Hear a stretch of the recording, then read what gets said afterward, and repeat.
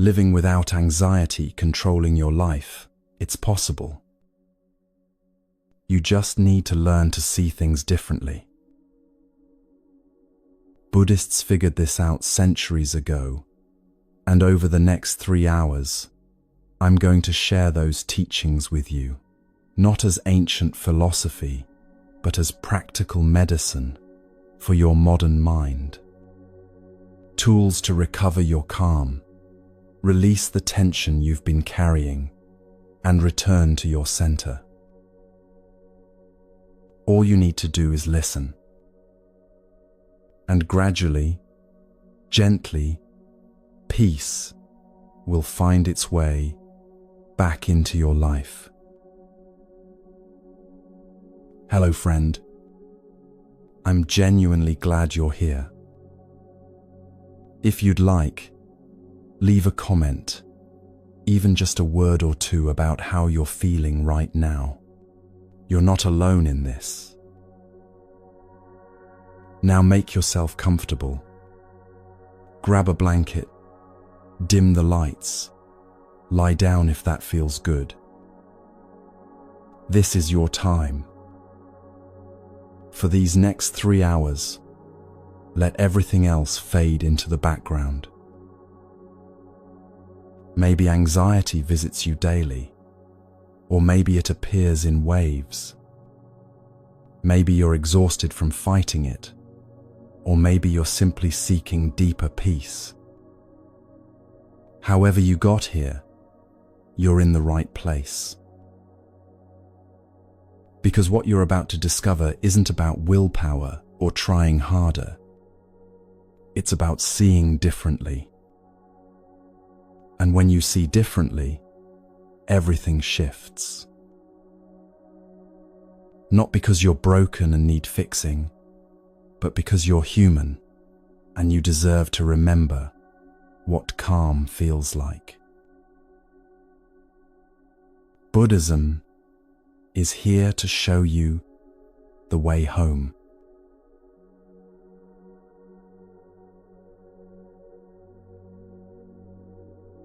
Let me tell you what Buddhism doesn't promise, because this matters more than you might think. It won't make anxiety disappear forever. It won't build an invisible shield around your nervous system. It won't turn you into someone who never feels stressed, worried, or afraid. And honestly, that's the most liberating news you'll hear today.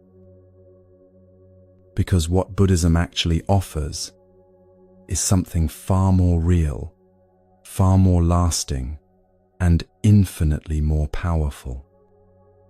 It offers you a completely transformed relationship with anxiety itself. You'll still feel the flutter in your chest when uncertainty arrives. You'll still notice tension creeping into your shoulders when deadlines loom. You'll still experience that electric current of worry when someone you love is hurting. But here's what changes, and this changes everything. Anxiety will no longer be your master.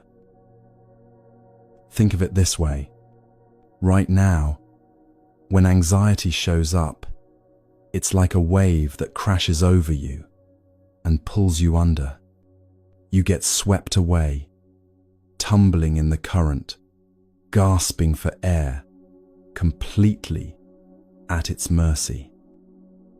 But after walking this Buddhist path for a while, something shifts. The waves still come. They always do. But now you know how to surf them. You feel the rise. You adjust your balance. You ride it without drowning. The wave doesn't own you anymore. This understanding comes from a teaching that's over 2,500 years old, yet speaks directly to our modern exhaustion. It's called the Four Noble Truths, and before your mind says, "That sounds complicated, let me share it," the way it was always meant to be understood, as a story about waking up. 26 centuries ago, there was a young man named Siddhartha who lived in a palace. His father, terrified that his son would become a wandering monk instead of a king, tried to protect him from everything difficult. No sickness was allowed near him. No elderly people crossed his path. Death itself was hidden behind palace walls. Siddhartha lived surrounded by beauty, pleasure, and carefully curated perfection. Sound familiar? We do this too, don't we? We scroll past the painful posts. We avoid difficult conversations. We keep ourselves so busy that we never have to sit with what's actually brewing inside. We build our own palace walls, thinking if we just arrange things perfectly enough, anxiety won't find us there. But here's what happened to Siddhartha. One day, curiosity won.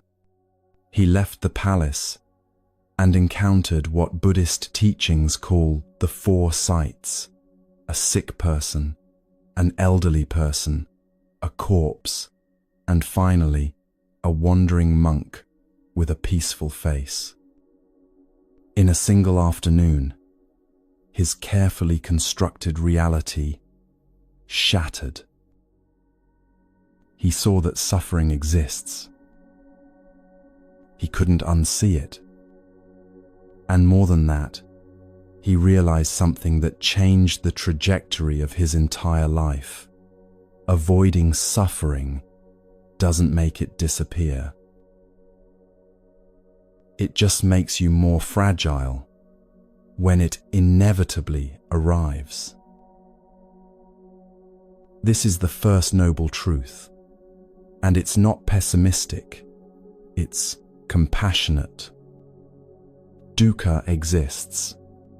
Anxiety, stress, dissatisfaction, that gnawing sense that something's not quite right. These are part of being human. You're not broken because you feel them. You're awake. Siddhartha left everything: the palace, the comfort, the denial, and went searching for a way through. He tried extreme self-denial, nearly starving himself to death. That didn't work. He tried intense meditation practices that left him exhausted. That didn't work either.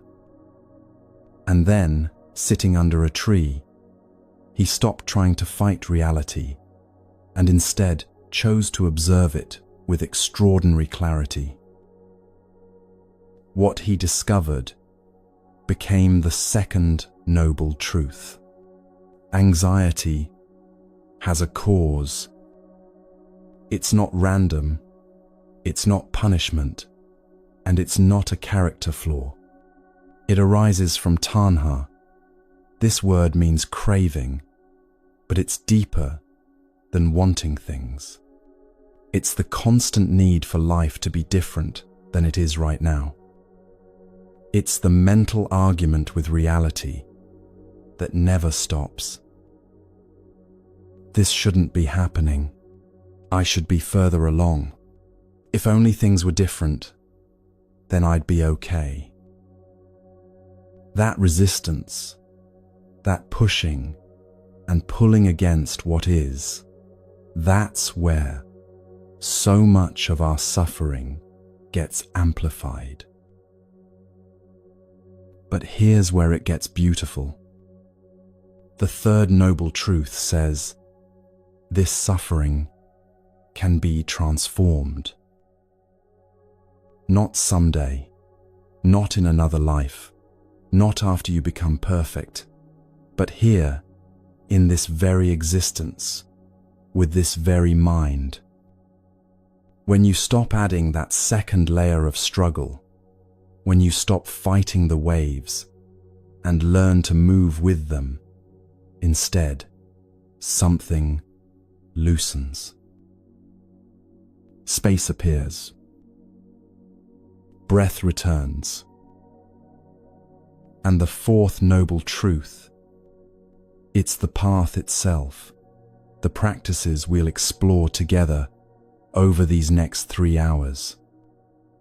Ways of being present, of observing your mind, of returning to your body, of releasing the shoulds that strangle your peace. This isn't about becoming someone else. It's about remembering who you are beneath all the noise. When Siddhartha finally stood up from under that tree, he wasn't someone who never felt discomfort again. He got tired.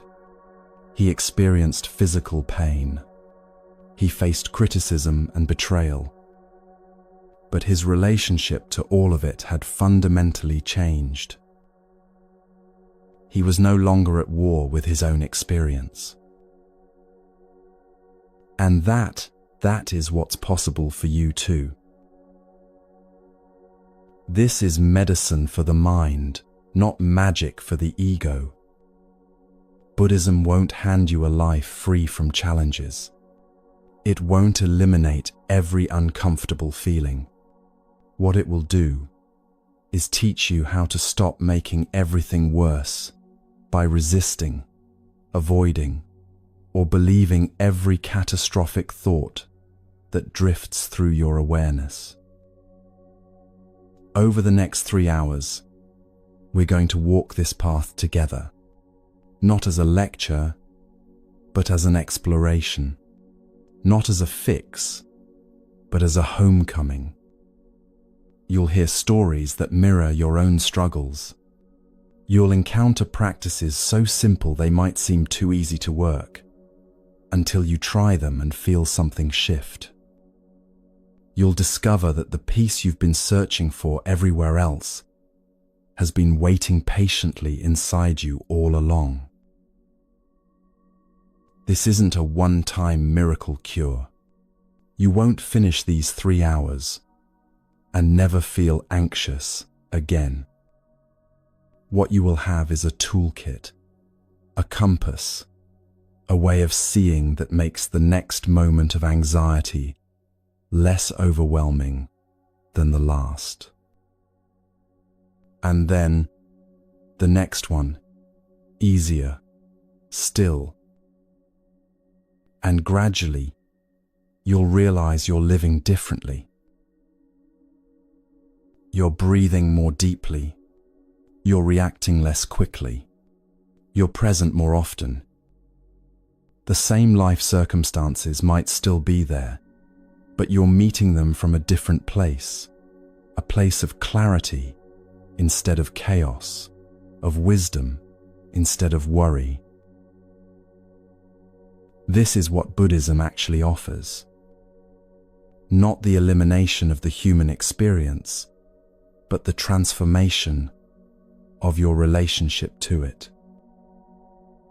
Not a promise that you'll never feel anxiety, but a guarantee that anxiety doesn't have to run your life anymore. And that, my friend, is worth every moment of this journey. So take a breath. Settle a little deeper into wherever you're listening from. Let your body soften, even just a fraction. Because what comes next might just change everything.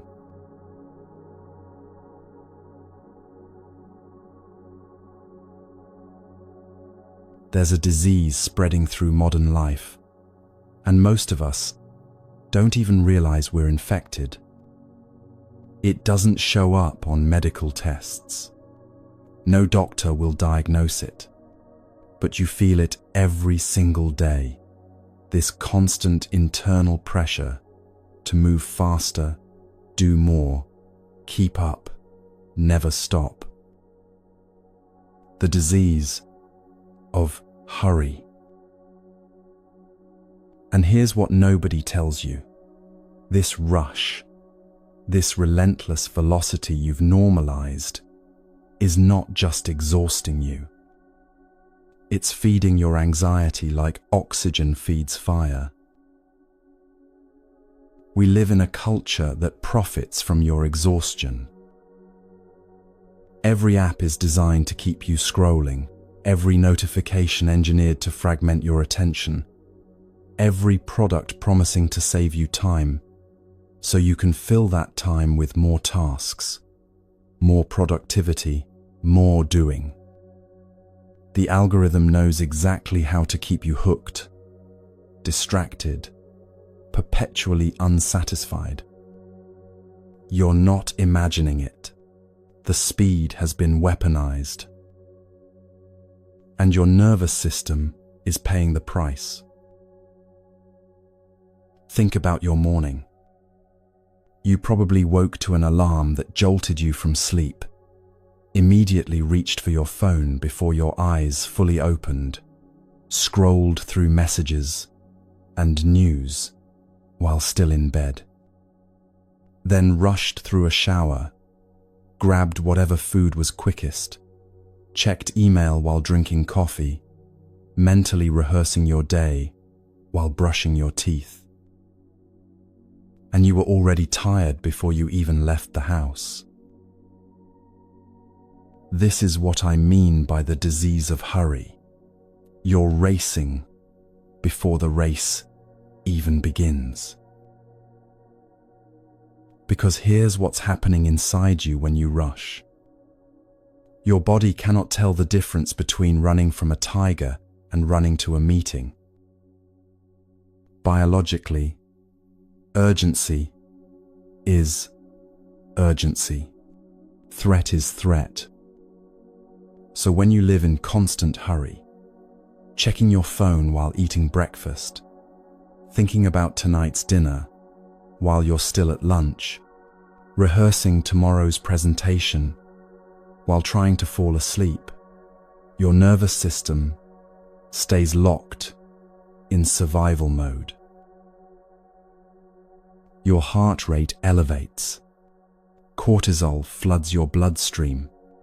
Your breathing becomes shallow. Your muscles tense. Your digestion slows down because your body thinks you need all available energy for running or fighting. And your mind, sensing danger, starts scanning for threats that aren't there. This is how chronic anxiety takes root.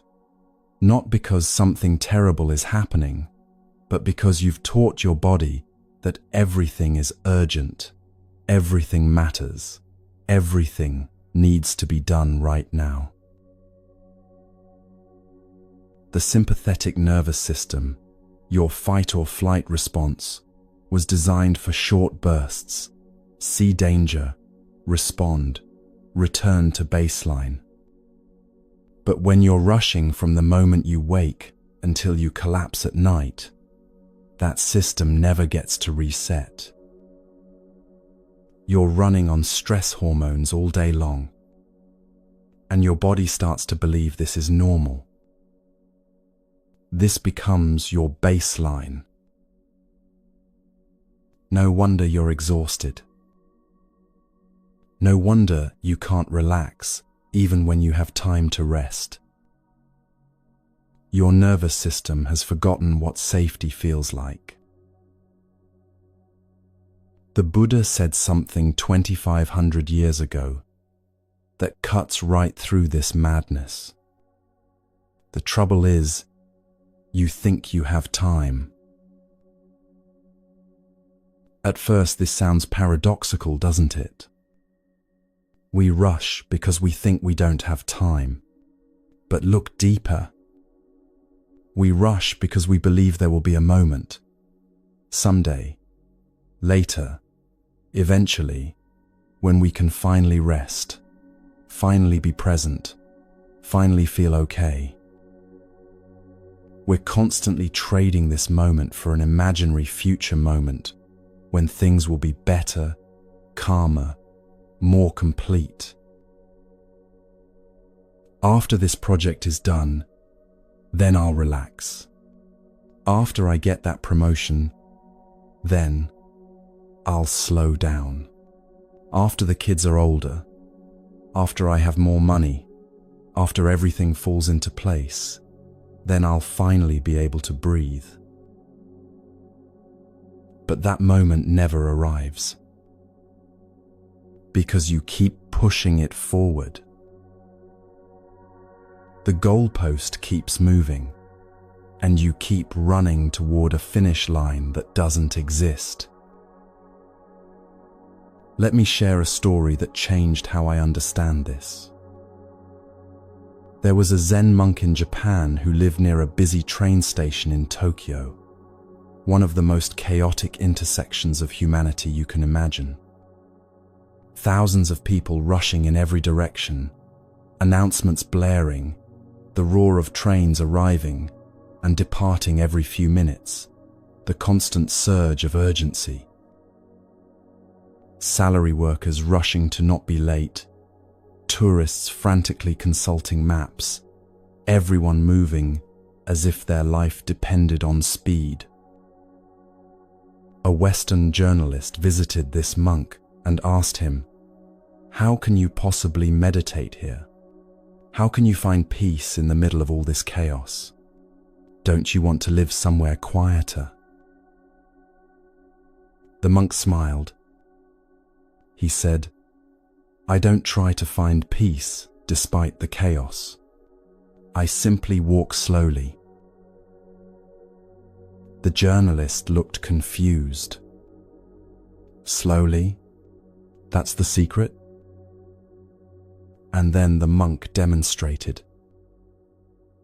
While everyone around him rushed past, briefcases swinging, faces tight with stress, bodies leaning forward as if perpetually late, eyes glued to phones, this monk walked through the station with such deliberate slowness that people parted around him like water around a stone.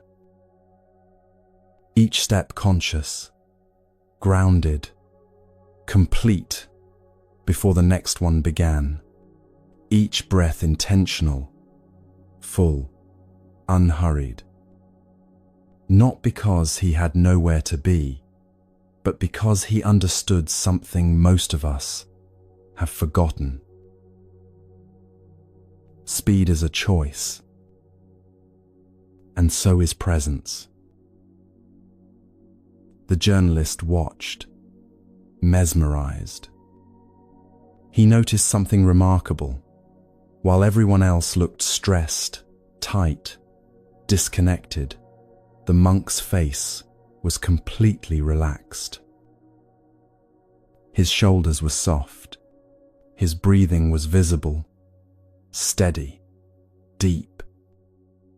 And there was something in his eyes, a clarity, an aliveness that everyone rushing past him had lost somewhere along the way. That monk was practicing something Buddhism calls samatha, the art of calming the mind. Not by escaping to a quiet mountaintop, but by choosing stillness within movement. By refusing to let the world's velocity become his velocity. And here's what's beautiful. When you stop running, even for a moment, your mind begins to settle naturally. Like muddy water left undisturbed, clarity returns on its own. You don't have to fight for calm. You don't have to manufacture peace through force of will. You just have to stop fighting against this moment. But our culture tells you the opposite, doesn't it? It tells you that slowing down is laziness. That rest is something you earn only after you've exhausted yourself. That presence is a luxury you can't afford when there's so much to do. That if you're not busy, you're not valuable. And so you keep running through breakfast, through conversations, through your own life, always arriving, but never really there. I want you to understand something crucial. This isn't your fault. You didn't create this culture of speed. You were born into it. You were trained for it from childhood. From the moment you entered school, you were taught that faster equals better, that efficiency equals worth, that your value is measured by your output. Gold stars for finishing first, praise for never stopping, admiration for those who sacrifice sleep, and sanity for productivity. No wonder you're exhausted. No wonder anxiety feels like a permanent resident in your chest. But here's the revolutionary truth Buddhism offers. Slowness is not weakness. Slowness is power. When you choose to slow down, you're not being lazy or unproductive or falling behind. You're reclaiming your nervous system from a culture that wants it dysregulated, wants you too scattered to question, too tired to resist. You're telling your body, we are safe. There is no tiger chasing us. This moment, right here, is enough. And your body listens. It begins to exhale. Shoulders drop. Jaw unclenches. Breathing deepens. Heart rate slows. The parasympathetic nervous system, your rest and digest mode, finally gets permission to come online. And in that softening, anxiety loses its grip, because anxiety needs urgency to survive. When you refuse to rush, you pull the oxygen away from the fire. This doesn't mean you stop being responsible or productive. It means you stop conflating speed with effectiveness. Because the truth is, when you slow down, when you bring full presence to one thing at a time, you actually become more capable, more creative, more clear. You're not scattering your energy across 17 half-done tasks. You're focusing it, concentrating it, making it matter. Think about the last time you rushed through a meal. Did you even taste it? Or was it just fuel, mechanically consumed while your mind was already 3 steps ahead? Or the last conversation you had while checking your phone, did you really hear what the other person was saying? Or that project you hurried through just to check it off your list, did you feel any satisfaction or just immediate pressure to move on to the next thing? This is what hurry steals from you. Not time, but life itself. The texture of it, the taste of it, the feeling of actually being here for your own existence. The practice begins with awareness. Start noticing when you're rushing. Not to judge yourself, but simply to see it. Feel your body leaning forward, always ahead of itself. Notice your breath getting shallow, trapped high in your chest. Observe your mind already 3 steps ahead of where your feet actually are. And in that noticing, you create a gap, a tiny space between the habit and your response to it. The habit says, rush. But in the gap, you have a choice. You can keep running, or you can take one breath and slow down. Just one breath. That's all it takes to begin reclaiming your time, reclaiming your nervous system, reclaiming your life from the tyranny of speed. The monk in Tokyo Station understood this. He didn't need the world to slow down for him to find peace. He didn't wait for perfect conditions or a quieter life. He simply refused to let the world's panic become his panic. And you can do this too. Right where you are, right in the middle of your complicated, full, demanding life. You can choose slowness. And in doing so, you choose sanity. You choose presence. You choose yourself. Now let's talk about what it actually means to be present, because this is where everything shifts. The present moment. You've heard this phrase 1,000 times, haven't you? It's become almost cliché in wellness circles. Be here now, they say, as if it's obvious, as if you're not already here. But the truth is, most of us spend almost no time in the actual present. Your body is here, yes, sitting, or standing, or lying down, physically occupying this space.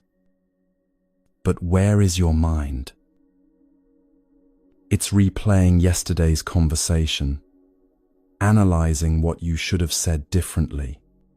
It's rehearsing tomorrow's meeting, scripting responses to questions that haven't been asked yet. It's planning next week, next month, 5 years from now, constructing elaborate scenarios about a future that may never arrive.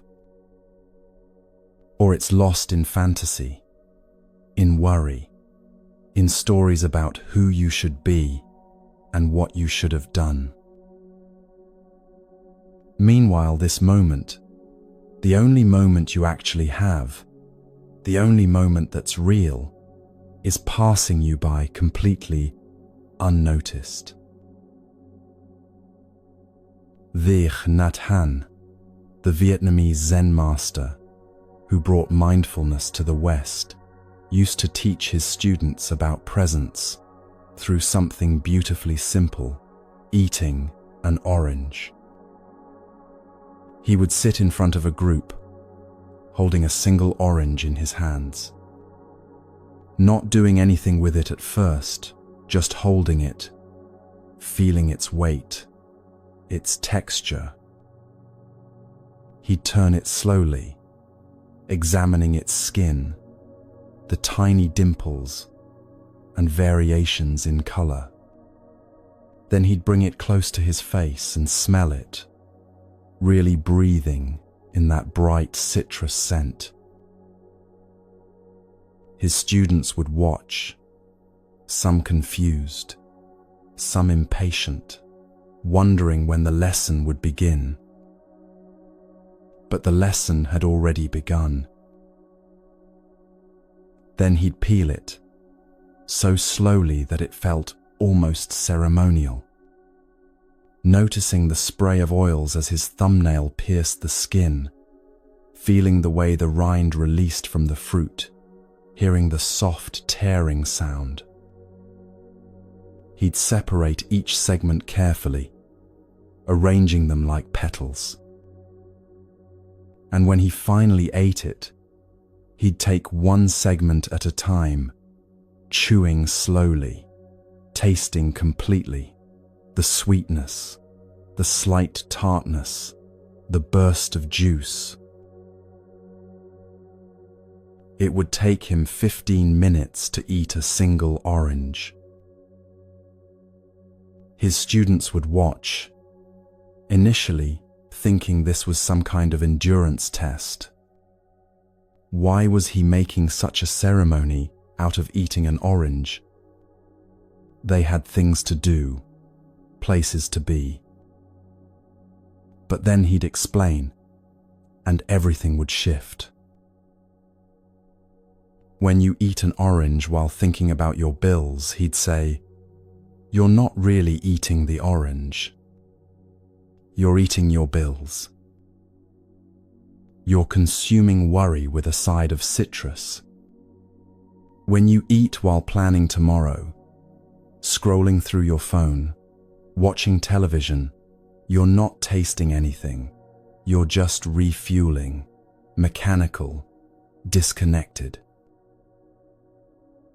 But when you eat an orange with your full attention, something sacred happens.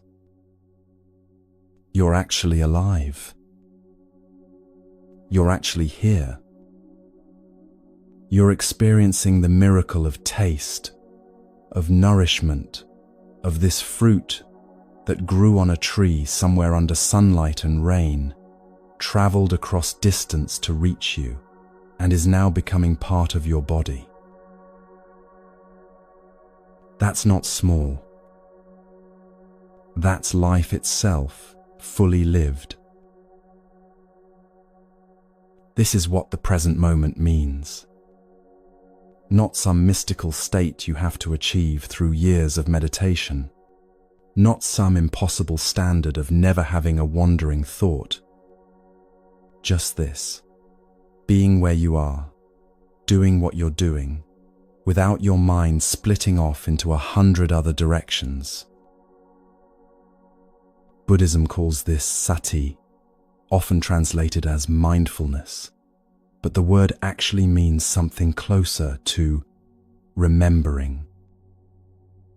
Remembering to come back.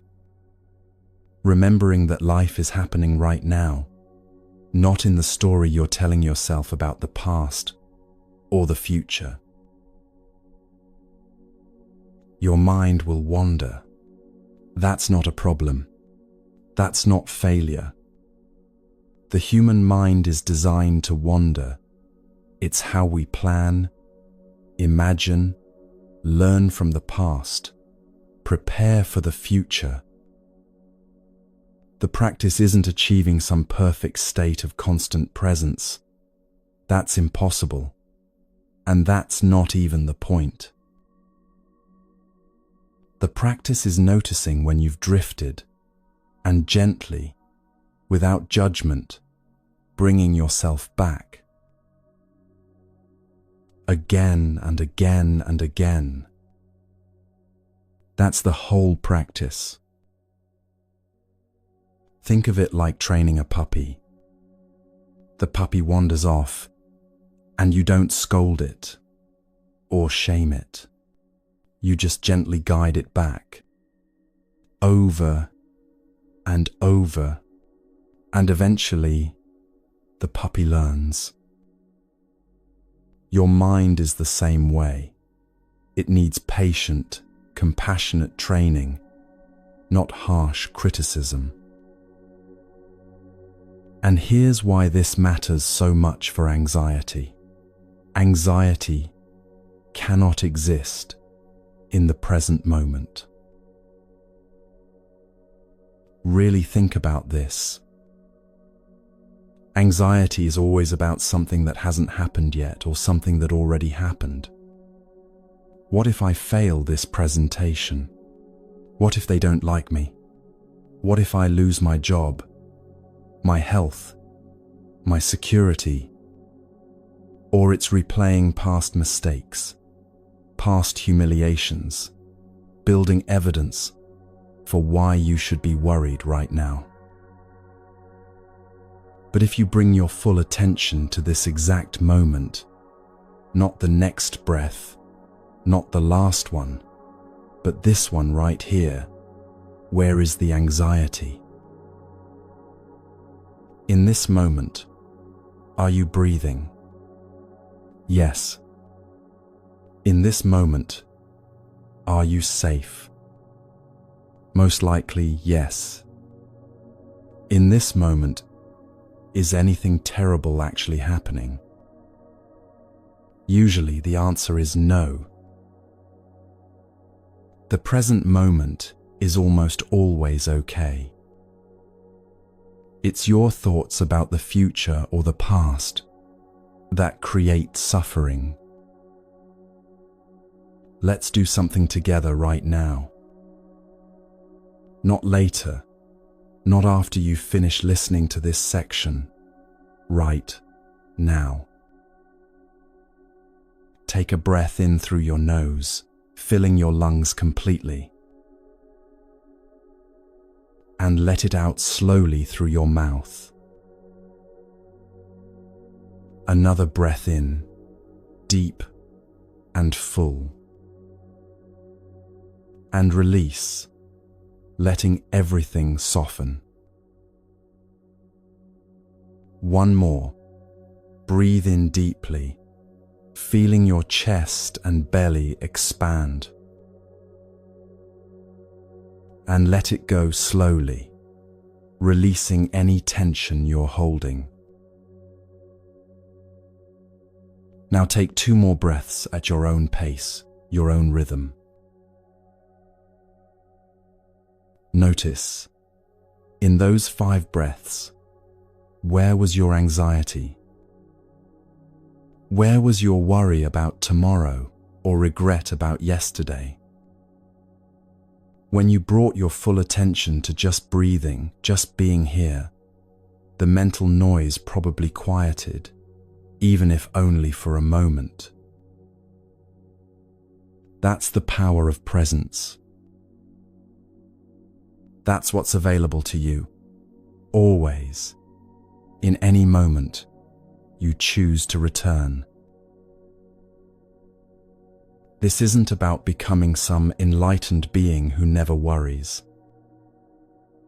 It's about having a refuge you can return to when the mind starts spiraling, when anxiety begins building its catastrophic scenarios. Your breath has been with you since the moment you were born, and it will be with you until your last moment. It's the most faithful companion you have. And when you anchor your attention there, even briefly, you step out of the time machine of anxiety and land back in the only time that's real. Now, why could this alone transform everything? Because anxiety feeds on your absence. Every moment you spend lost in thought, ruminating on what might happen or what did happen, your anxiety grows stronger. But every moment you spend actually present, anxiety loses fuel. It's like a fire that needs your attention, your worry, your mental participation to keep burning. When you stop feeding it with catastrophic thinking and future tripping, it begins to die down naturally. You don't have to fight it. You don't have to positive think your way out of it. You don't have to be strong or perfect or somehow transcendent. You just have to be here. Fully, completely here. But I know what you're thinking right about now. This sounds beautiful, but I have a demanding job, kids who need me, bills that won't pay themselves, responsibilities that don't pause just because I want to be present. I don't have time for 15-minute orange meditations or hours of sitting in silence. And you're absolutely right. Which is why this final piece is so important. You don't need to quit your job or move to the mountains or become a monk. You don't need to overhaul your entire life or abandon your responsibilities. Breaking the speed addiction, learning to live with presence instead of pressure, starts with something so small it might seem insignificant. Sacred pauses. These are tiny moments of intentional slowness, planted throughout your day like seeds in soil. Small acts of presence that interrupt the automation of rushing. Before you eat, pause for 3 seconds. Look at your food. Notice its colors and textures. Take one conscious breath. Before you open the door to your home, pause. Let work fall away. Let your shoulders drop. Cross the threshold with awareness. Before you speak, especially when you feel reactive or defensive, pause. Feel the words forming. Choose them consciously rather than reacting from habit. These pauses are rebellion. Small, quiet acts of defiance against a culture that wants you running on empty, too scattered to notice what's been stolen from you.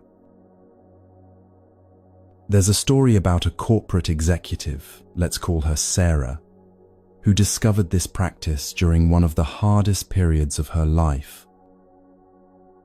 She was working 80-hour weeks at a tech company, managing a team of 30 people, barely sleeping, surviving on coffee and adrenaline. Anxiety was her constant companion. Her jaw ached from clenching. Her stomach was always tight. She couldn't remember the last time she'd taken a full breath. One evening, after another brutal 14-hour day, she sat in her car in the parking garage and realized something that stopped her cold. She couldn't remember the drive to work that morning. Couldn't remember eating lunch, though her desk had an empty container on it. Couldn't remember a single conversation she'd had that day with any real presence. She was living, but she wasn't there for it. She was like a ghost in her own life, moving through the motions while completely absent from the experience. That night, sitting in her car, something cracked, open. She started crying, not the pretty kind of crying, but the kind that shakes your whole body, the kind that's been building for months and finally breaks through. And in that breaking, she made a deal with herself. Every day, before getting out of her car, whether arriving at work or coming home, she would sit for exactly 1 minute. Not checking her phone, not planning her next move, not rehearsing conversations. Just sitting, breathing, noticing where she was, how she felt, what she needed. 1 minute. 60 seconds. She said it felt ridiculous at first, even indulgent. The first few days, her mind screamed at her to hurry up, get moving, stop being lazy. But she stayed with it. And within 2 weeks, something shifted. That 1 minute of pause began changing the other 1,339 minutes of her day. She started noticing when she was rushing unnecessarily, when urgency was just habit rather than reality. She began actually hearing her children when they spoke to her after work. She found herself taking full breaths throughout the day. Her anxiety didn't disappear. She still had hard days, overwhelming moments. But its grip loosened because she'd created a practice of returning to herself, of coming back to presence again and again. That's what sacred pauses do. They interrupt the automation, the mindless rushing from one thing to the next, without ever actually arriving anywhere. They remind you that you're not a machine programmed for productivity. You're a human being, and being requires presence. Start with one. Choose one transition in your day. Waking up, starting work, coming home, eating a meal, going to bed, and build in a 5-second pause. Just 5 seconds of being, breathing, arriving where you are. It won't feel like much. Your mind will probably resist, call it silly, tell you there are more important things to do. But these small rebellions accumulate. They create cracks in the armor of speed, letting light in. And through those cracks, your life starts seeping back in, the life you've been too busy to notice, the moments you've been too rushed to experience. Before we move forward, let's check in together. This is itself a sacred pause. How do you feel right now, in this moment? Not how you felt when you started listening, not how you think you'll feel later. Right now. Is your breathing easier than when you began? Has your body softened even slightly? Are your thoughts moving a little slower? Or maybe nothing has changed yet, and that's okay too. Don't judge what you find. Just notice.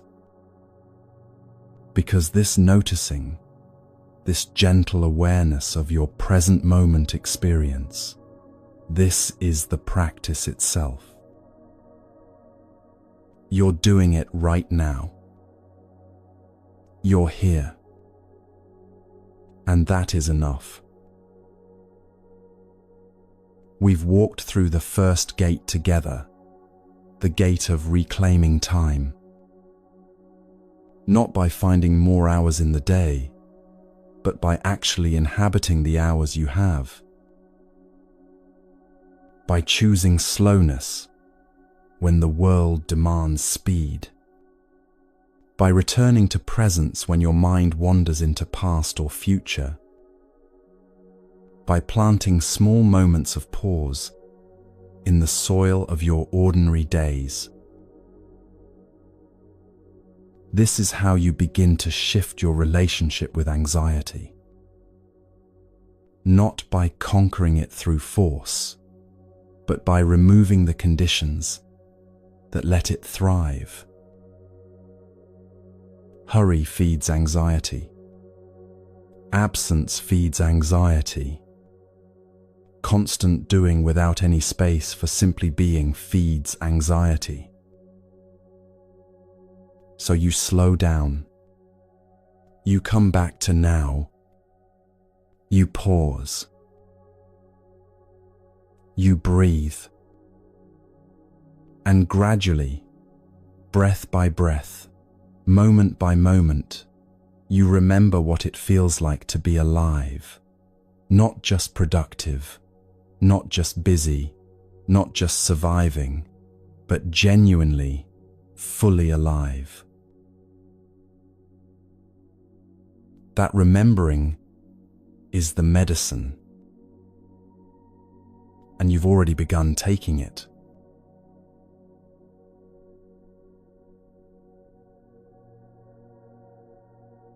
There's something you need to understand about your mind, something that might initially feel unsettling, but ultimately becomes the most liberating truth you'll ever encounter. Your mind is not your master. Right now, as you listen to these words, your mind is probably doing what it always does, commenting, analyzing, agreeing, or disagreeing, drifting to something you need to do later, replaying something from earlier today. It's like a radio that never turns off, a constant stream of thoughts, judgments, stories, worries, and plans. And somewhere along the way, you learn to believe that this voice in your head is you. But it's not. The Buddha taught something 2,500 years ago that modern neuroscience is only now confirming. The untrained mind is like a drunken monkey. No, really, that's the actual teaching. A drunken monkey that's been stung by a bee, leaping wildly from branch to branch, never settling, always agitated, constantly seeking the next thing to grab onto. This monkey mind jumps from thought to thought without any conscious direction from you. One moment you're thinking about what to make for dinner, the next moment you're remembering something embarrassing you said in 3rd grade. Then suddenly you're catastrophizing about your job security, then wondering if you left the stove on, then judging yourself for not being more present, then worrying about that judgment, then thinking about thinking. And here's what makes it so exhausting. You believe all of it. Every thought that appears in your awareness, you take as truth.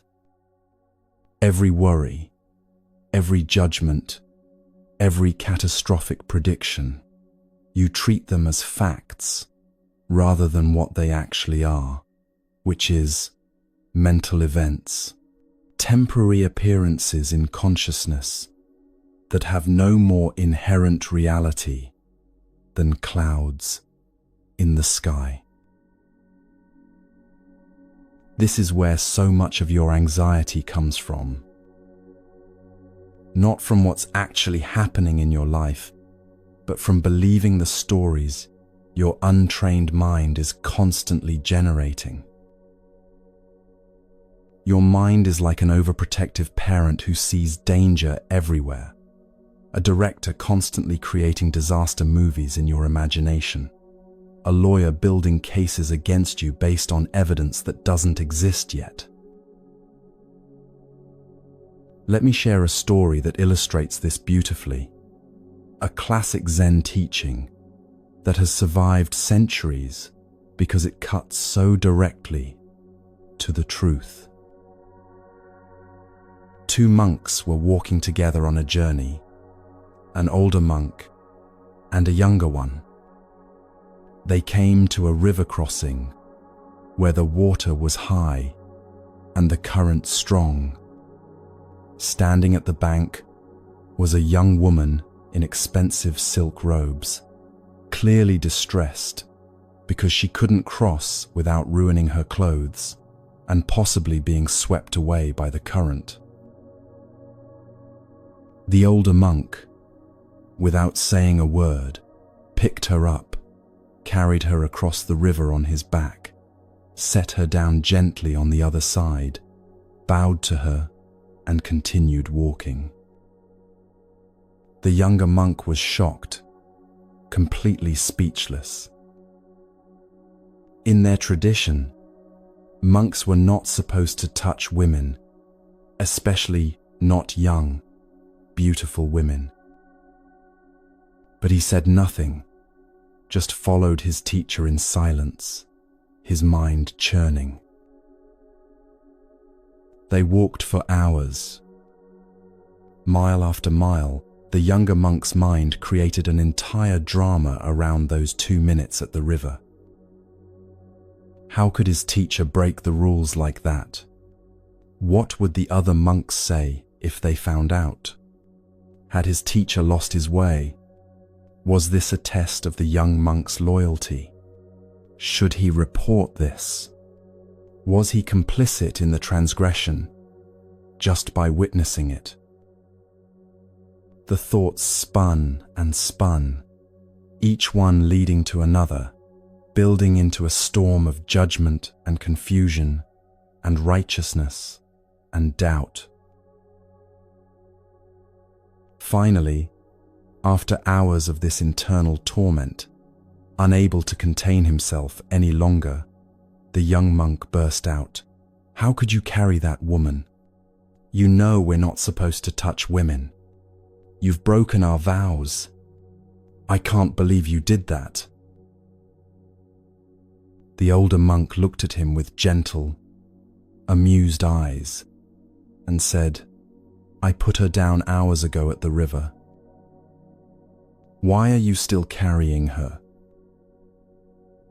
This story cuts to the heart of how the mind works, how suffering is created not by events themselves, but by what we do with them in our thoughts.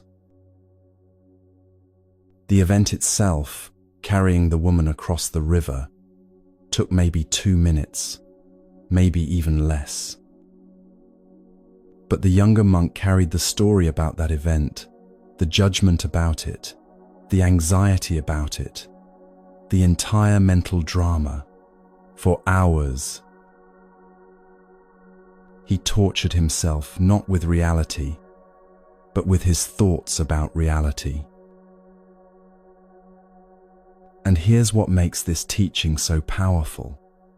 The older monk wasn't less aware or less thoughtful. He simply understood something the younger monk hadn't learned yet. He knew that thoughts are not commands, that rules serve compassion rather than replace it, and that every moment offers a choice: carry the story or put it down. This is what your mind does all day long, every single day. It picks things up: worries, judgments, resentments, fears, old conversations, anticipated disasters, and carries them for hours, days, sometimes years, long after the actual moment has passed. And you, like the young monk, don't realize you have the power to put them down. The Buddha said in the Dhammapada, one of the oldest and most beloved Buddhist texts, "We are what we think. All that we are arises with our thoughts. With our thoughts, we make the world." This isn't just beautiful poetry. It's pointing to something profound about how suffering is created and how freedom is found. Your thoughts literally construct your experience of reality. Two people can be in the exact same situation, sitting in traffic, for example, and one is peaceful, while the other is consumed with rage. Why? Not because of the traffic itself, not because one has a better car or more time, but because of their thoughts about the traffic. One person thinks, "This is terrible. I'm going to be late. Everyone will judge me. This always happens to me. Why is life so unfair? I should have left earlier. Why are these people such terrible drivers?" The other thinks, "Well, here we are. Nothing I can do about it right now. Might as well take some breaths and listen to music. Maybe I'll arrive a few minutes late, and that's okay." Same traffic, same delay, completely different experience. This is why understanding the nature of thought is so crucial for freeing yourself from anxiety. Because once you see, really see, that your thoughts are not facts, that they're just mental events, just appearances in consciousness, everything changes. Thoughts are like visitors knocking on your door. You don't have to invite them in for dinner. You don't have to let them move in and redecorate your house. You don't have to believe everything they say or follow every suggestion they make. You can acknowledge them. Oh, there's a worried thought. There's a judgment. There's a catastrophic prediction. And let them move on without building your whole day around them. Viktor Frankl, the psychiatrist who survived the Nazi concentration camps and went on to develop logotherapy, said something that echoes this Buddhist wisdom perfectly. Between stimulus and response, there is a space. In that space is our power to choose our response. In our response lies our growth and our freedom. That space, that tiny gap between a thought appearing and you believing it, between a worry arising and you getting swept away by it, between an impulse and an action, that's where your freedom lives. And the beautiful thing, you can learn to widen that space. You can train your mind to pause, to observe, to choose, rather than automatically react. This is what we're going to explore now, how to observe your mind without being controlled by it. Buddhism calls this vipassana, which translates to clear seeing or insight. It's the practice of watching your thoughts without becoming them, observing your mind without being swept away by every mental current that flows through. Imagine your mind is the sky. Throughout the day, all kinds of weather passes through: clouds, storms, sunshine, fog, rain, snow, wind. Sometimes the weather is gentle and pleasant, warm sunlight and soft breezes. Sometimes it's harsh and difficult, dark thunderstorms and cold winds. But here's what never changes: the sky itself. The sky doesn't fight the clouds. It doesn't say, "I shouldn't have clouds today. This is terrible. I need to make the clouds go away. I should be better at keeping clouds out." It simply holds them, allows them, provides space for them to move through. And no matter how dark the storm gets, no matter how violent the weather becomes, the sky is never actually damaged by it. When the storm passes, the sky is still there, unchanged, vast, open. You are like that sky. Your thoughts, your emotions, your worries and fears and joys and sorrows. These are the weather. They come, they intensify, they move through, they pass. But you, the awareness that observes all of this, the consciousness in which all experience appears, you remain. This is one of the most revolutionary insights in all of Buddhism. You are not your thoughts. You are the space in which thoughts appear. You are not the weather. You are the sky. When you can rest in that understanding, even for a moment, anxiety loses its absolute power over you. Because you realize, oh, this is just weather. This is just a thought storm passing through. It feels intense right now. It feels so real. But it's not who I am. It's not permanent. And it won't last forever. Let me give you a practical tool you can use right now, today, the very next time anxiety starts building in your mind and body. When you notice a thought that's creating distress, pause and ask yourself this simple but powerful question: is this a fact, or is this a story my mind is telling? Let's try it with a real example, one that many people experience. Imagine you have a job interview tomorrow. Your mind starts spinning the moment you think about it. I'm going to mess this up. I always mess these things up. I never know what to say. They're going to ask me questions I can't answer. They're going to see right through me. They'll know I'm not really qualified. I'm going to be so nervous. I'll stumble over my words. My hands will shake. They're going to judge me harshly. I won't get the job. I'll never get a good job. I'm going to end up broke and alone.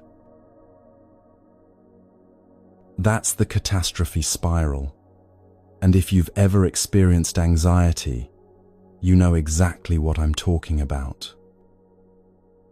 One thought leads to another, each one more dire than the last, until you're not just nervous about an interview, you're convinced your entire future is doomed, your life is falling apart, everything you've feared is about to come true. But now, pause. Take a breath. Ask the question, is this a fact or is this a story? Fact, you have an interview tomorrow. Story, you're going to mess it up. Fact, you feel nervous right now. Story, being nervous means you'll fail. Fact, you don't know what questions they'll ask. Story, you won't be able to answer them. Fact, this is an important opportunity. Story, your entire future depends on this one interview. Do you see the difference? Facts are things that are actually verifiably true in this moment. Stories are narratives your mind creates about what might happen, usually based on fear, past experiences that may not be relevant anymore, or worst-case scenarios that have a very low probability of actually occurring. And here's the thing, your mind is really, really good at making stories feel like facts. It's so convincing, so authoritative in its delivery that you don't even question it. The thought, "I'm going to fail," appears with such certainty, and immediately your body responds, as if failure has already happened. Heart racing, palms sweating, stomach churning, muscles tensing. But when you learn to distinguish between facts and stories, you create space. You don't have to believe every thought just because it showed up in your mind with a convincing tone. You can acknowledge the thought, "Okay, my mind is telling me a failure story right now," without treating it as prophecy. I want to share a story about a student I once knew who discovered this for herself in a profound way. Her name was Maria, and she'd struggled with anxiety her entire adult life, for as long as she could remember. She described it as a constant companion, always there in the background, always loud, always telling her she wasn't good enough, that something terrible was about to happen, that she needed to be vigilant and worried, or everything would fall apart. She came to meditation practice desperately hoping it would make the anxiety go away completely. She wanted a cure, a fix, an erasure of this part of herself she'd been fighting for decades. And at first, she was frustrated because the anxiety didn't disappear. In fact, when she started paying attention to her mind through meditation, she became more aware of just how many anxious thoughts she was having, how constant the stream of worry really was. "It's worse now," she said. "Now I can't even distract myself from it." But then something shifted, something subtle at first, but ultimately transformative. During one practice session, she was sitting there in meditation, and the familiar anxiety arose, that tight feeling in her chest, that racing mind, that voice saying, "Something's wrong. Something's wrong. You're not safe. You need to do something."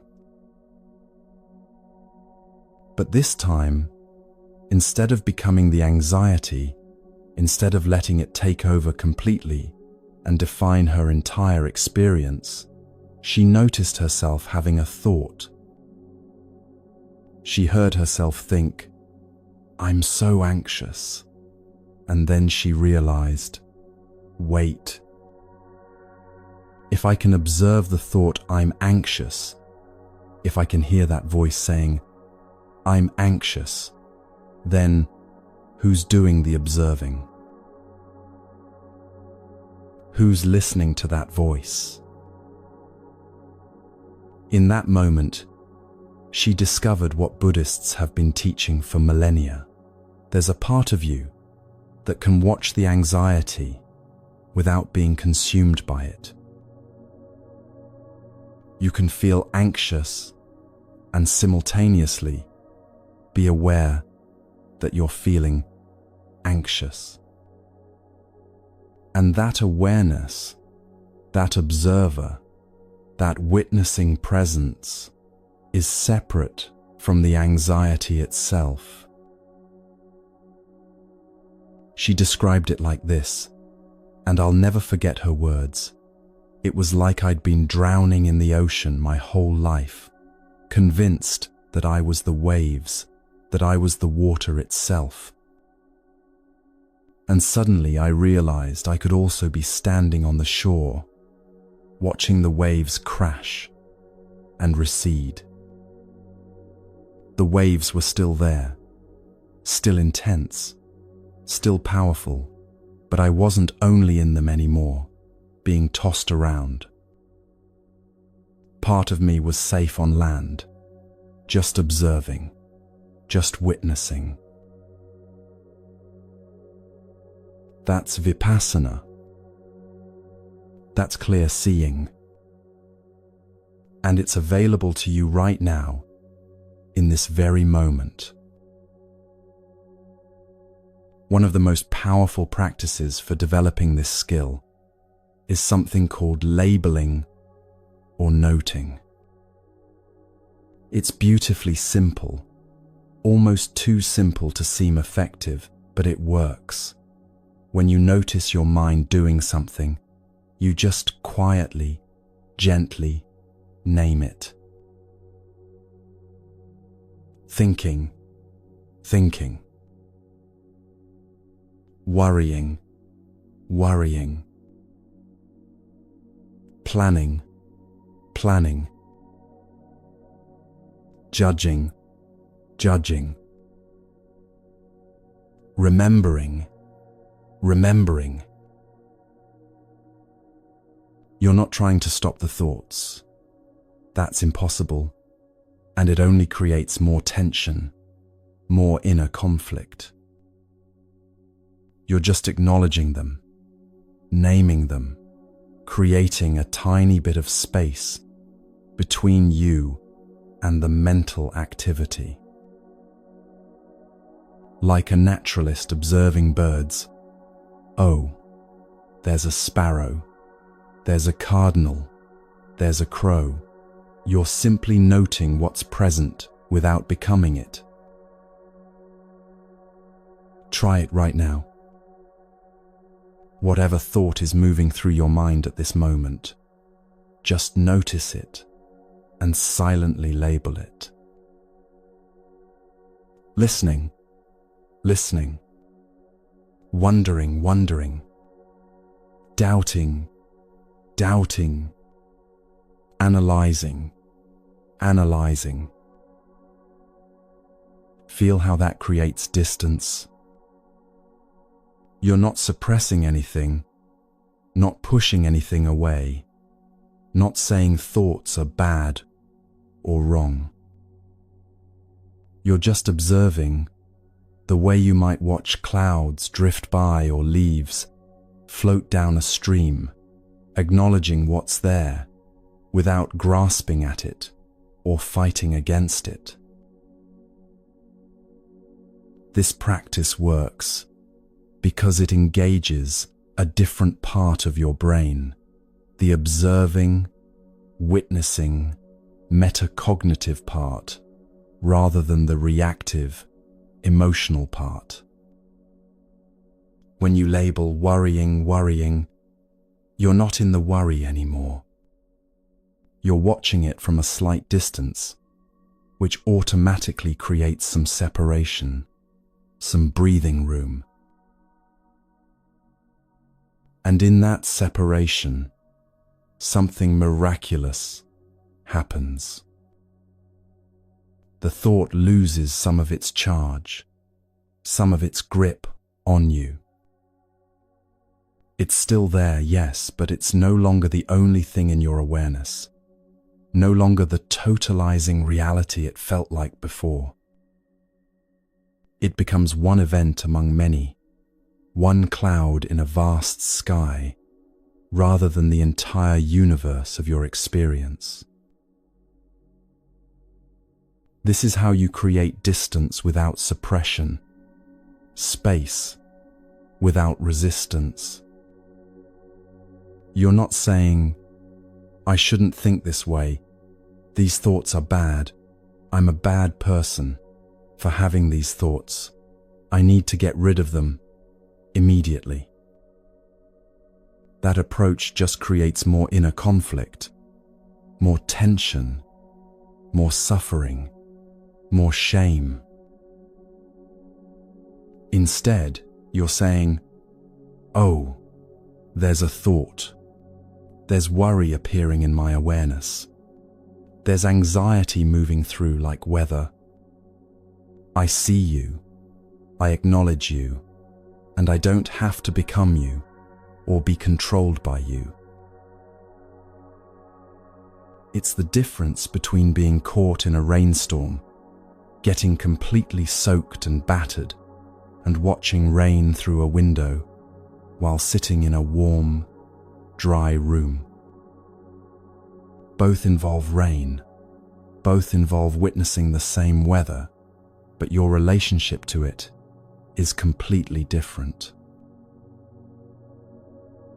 The sky holds all weather without being damaged by any of it. And you can learn to do the same with your thoughts and emotions. Now let's talk about what to do when the really difficult thoughts come. The fear thoughts, the anxiety thoughts, the ones that feel so real and so urgent that you can't imagine not believing them, not responding to them immediately. Because here's the truth. You're going to have fear thoughts. You're going to have moments of anxiety. That's part of being human, part of having a brain that's wired to protect you by constantly scanning for danger, anticipating problems, preparing for worst-case scenarios. The question isn't how to never have another anxious thought. The question is, what do you do when those thoughts appear? Most people meet anxiety with combat. They fight it, resist it, try to push it away, or talk themselves out of it. Don't be anxious. Stop worrying. Just think positive. You're being irrational. Get over it. You're fine. There's nothing to worry about. But have you noticed that fighting anxiety usually makes it stronger? That resistance feeds it, gives it more energy, more importance. Buddhism offers a completely different approach. Meet anxiety with curiosity, not combat. When a fear thought arises, instead of immediately going to war with it, get curious about it. There's that worried voice again. What's it saying today? What does it think is going to happen? How does it feel in my body when this thought appears? Where do I feel it? Chest, stomach, throat. This might sound strange at first. Why would you want to get curious about something that feels so uncomfortable, so threatening? But curiosity does something remarkable to your nervous system and your mind. It shifts you from reactive mode to responsive mode. It engages your thinking brain, your prefrontal cortex, rather than just your emotional, limbic brain. And it creates that crucial space we've been talking about, the space where freedom lives, where choice becomes possible. There's a teaching in Buddhism called the 2 arrows from the Salatha Sutta that explains this perfectly and has become one of the most practical tools for understanding suffering. The Buddha said that when you experience pain, it's like being hit by an arrow. That's the first arrow, the actual event, the actual sensation, the thing that's genuinely happening right now. Maybe it's a racing heart. Maybe it's a difficult emotion. Maybe it's an uncomfortable situation. That first arrow hurts, and that pain is real. But then immediately, almost instantaneously, we shoot ourselves with a second arrow. This second arrow is all our thoughts about the first arrow, our resistance to it, our judgment of it, our story about what it means, our anxiety about how long it will last, our fear that we can't handle it, our shame about feeling it, our anger that it's happening, our despair that it will never end. The first arrow hurts. That's undeniable. That's part of life. But the second arrow, the one we shoot at ourselves with our thoughts and reactions, this is where most of our suffering actually comes from. Let me give you a concrete example. You're lying in bed at night, and your heart starts racing for no apparent reason. That's the first arrow, a physical sensation, maybe from too much coffee earlier, maybe from stress, maybe from nothing at all, just one of those things bodies do sometimes. But then your mind jumps in with the second arrow. Oh no, why is my heart racing? Is something wrong with me? Am I having a heart attack? Should I go to the hospital? This is terrible, I can't handle this. What if it gets worse? What if I die? I'm never going to fall asleep now. Tomorrow is going to be awful. I can't function without sleep. Now you're not just experiencing a racing heart, you're experiencing full panic about the racing heart, which makes your heart race even faster, which creates more panic, which creates more physical symptoms, which creates a full-blown anxiety spiral that can last for hours. The first arrow was just a sensation, uncomfortable, but not dangerous. The second arrow turned it into suffering, into a crisis, into evidence that something is terribly wrong. Buddhism isn't asking you to not feel the first arrow.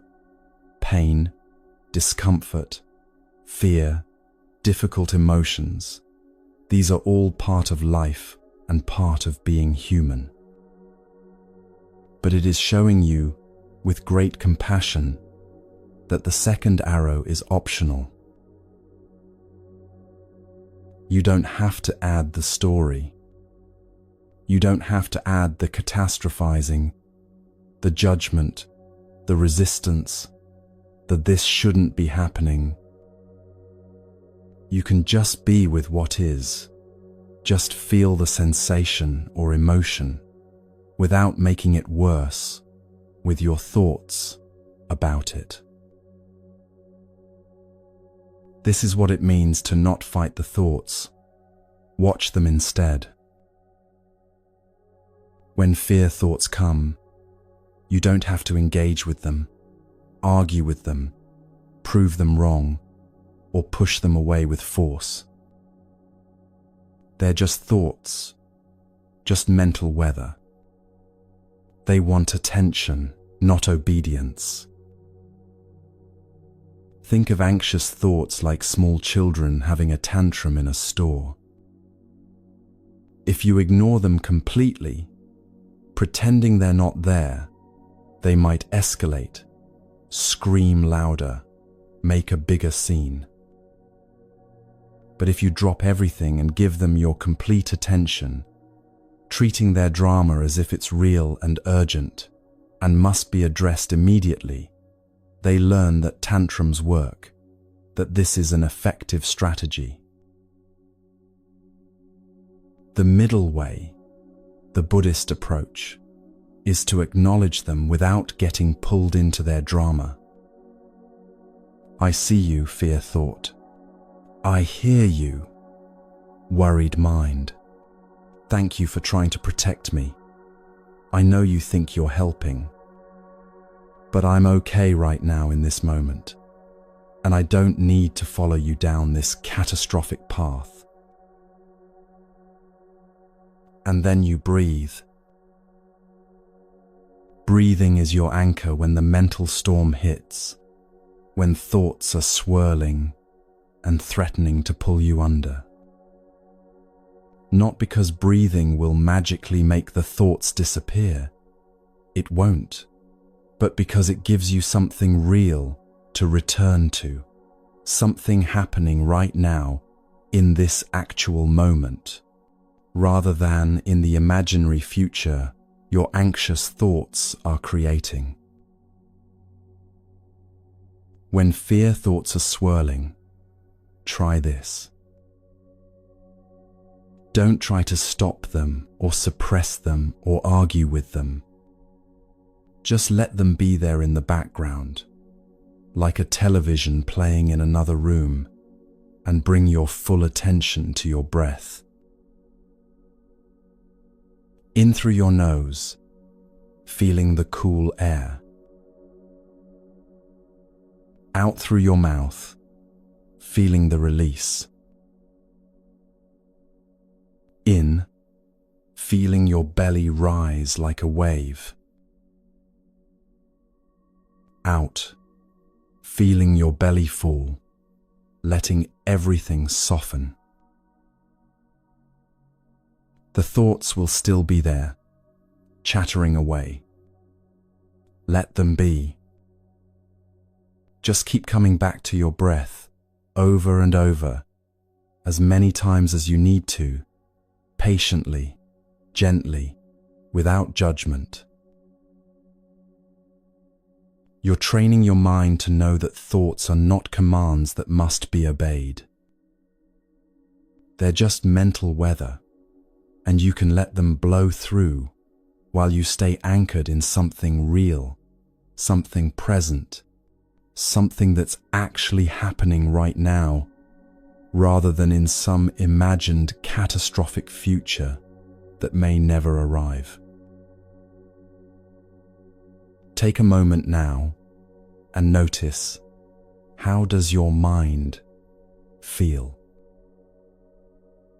As you've been listening to these teachings, as you've been learning about the nature of thought, about observation without attachment, about the two arrows, about meeting anxiety with curiosity instead of combat, has something shifted?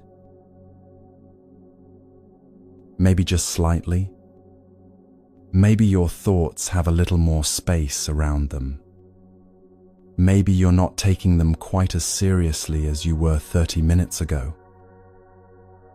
Maybe there's a sense that you're not completely at their mercy. This is what happens when you understand your mind from a Buddhist perspective, when you learn to work with it rather than against it. The thoughts don't necessarily disappear. Remember, we're not trying to stop the waves, not trying to achieve some impossible state of mental silence. But your relationship to them changes profoundly. They lose their absolute authority over you. They become less solid, less permanent, less overwhelming. You're learning to surf, not stop the waves. And surfing, staying balanced on the board while the waves move beneath you, riding them skillfully without being dragged under, this is a skill you develop gradually through practice, through falling and getting back up, through learning the rhythm of the ocean, through patience with yourself. Some days you'll stay balanced and ride the wave beautifully, feeling graceful and capable. Other days you'll get tumbled and tossed, swallowing water, struggling to find your footing. Both are part of the practice. Both teach you something valuable. The difference is that now you know you're not the waves. You're not the storm. You're not the anxious thoughts or the worried mind or the catastrophic predictions. You're the awareness that can watch it all, can choose how to respond, can find stability, even when the mind is churning, can remain present, even in the midst of mental chaos. This is the second gate, freeing your mind. Not by controlling every thought, not by achieving some impossible state of mental perfection or constant peace, but by understanding the nature of thought itself and learning to observe without being controlled, to witness without being swept away.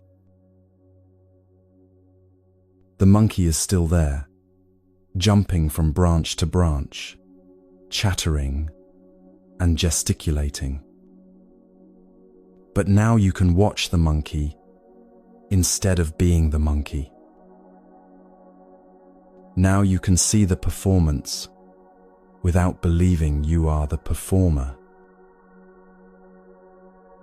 And in that watching, in that space of awareness, in that gap between thought and belief, you discover something that's been there all along, a stillness that doesn't depend on what your mind is doing, a peace that exists beneath the noise, a freedom that was never actually lost, just temporarily forgotten beneath layers of identification and belief. You're remembering it now, right here, right now, as these words land in your awareness, as your breath moves in and out, as thoughts arise and pass. Your mind is not your master. You are not your thoughts. And freedom has been here all along, waiting patiently for you to recognize it.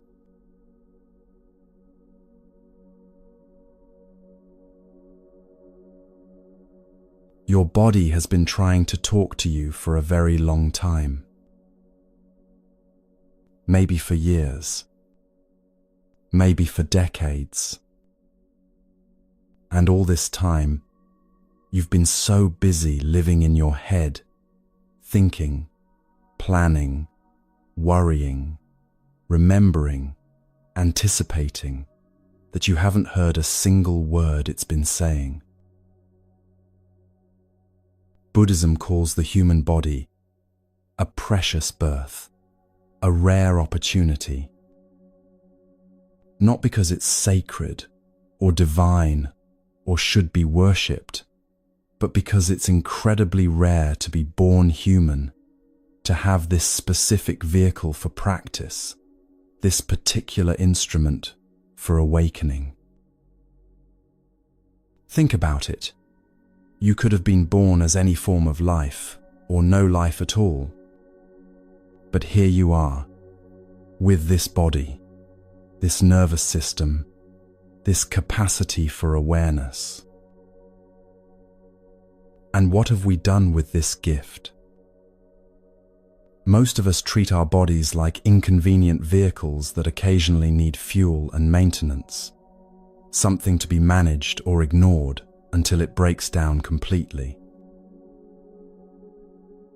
But your body is not just a vehicle. It's a messenger. Everything you haven't processed emotionally, everything you've pushed down or pushed away, or tried to think your way through, your body has been storing. Keeping a record, holding the truth you're not ready to face.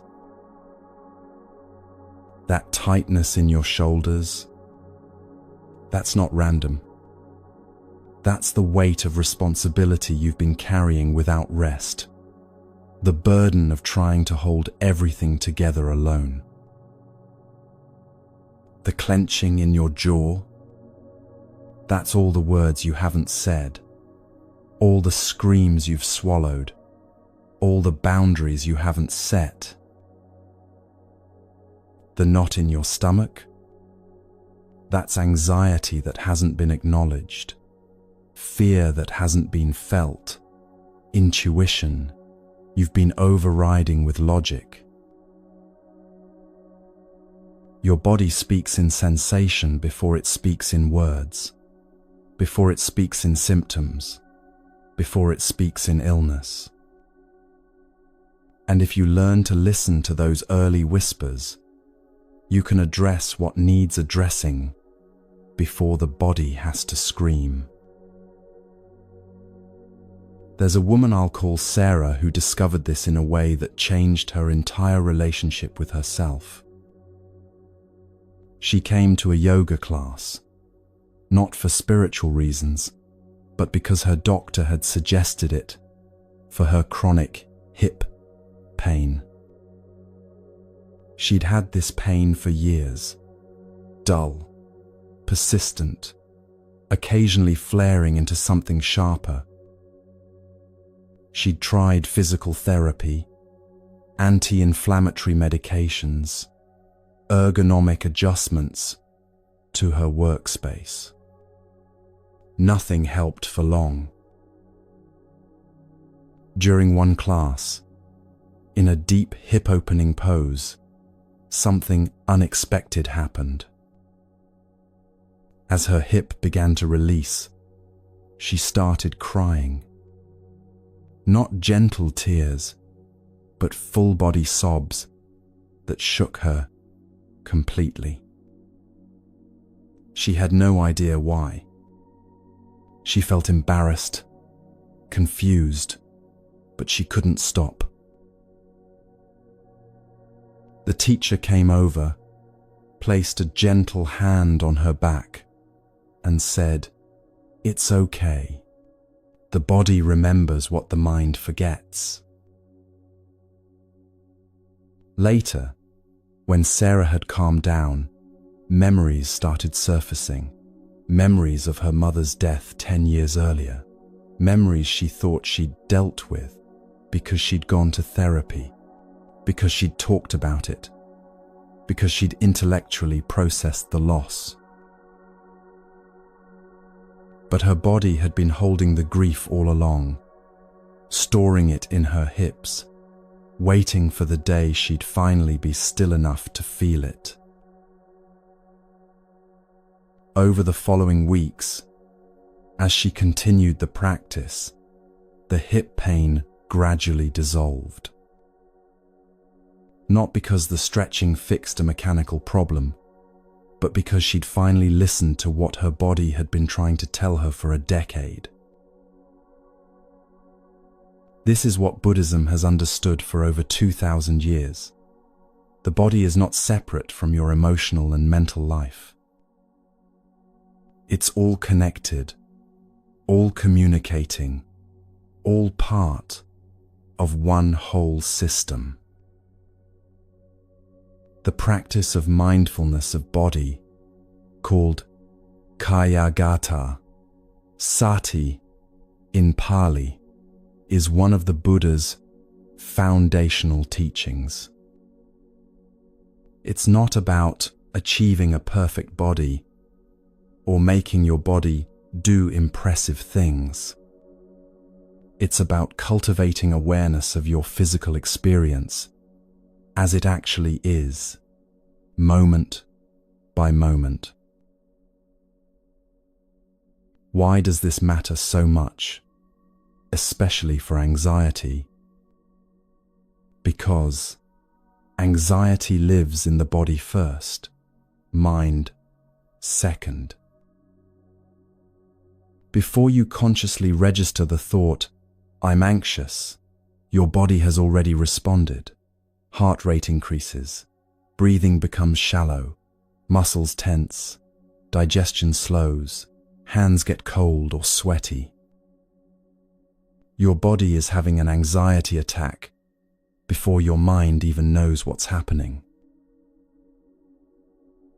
And modern life has trained you to ignore all of this. You sit at desks for hours without noticing your shoulders creeping up toward your ears. You stare at screens until your eyes burn and your neck aches, but you keep going. You eat lunch while reading emails, barely tasting your food. You hold your breath during stressful moments without realizing it. You override your body's signals: tired, hungry, need to move, need to rest, because there's too much to do, not enough time. Productivity matters more than sensation.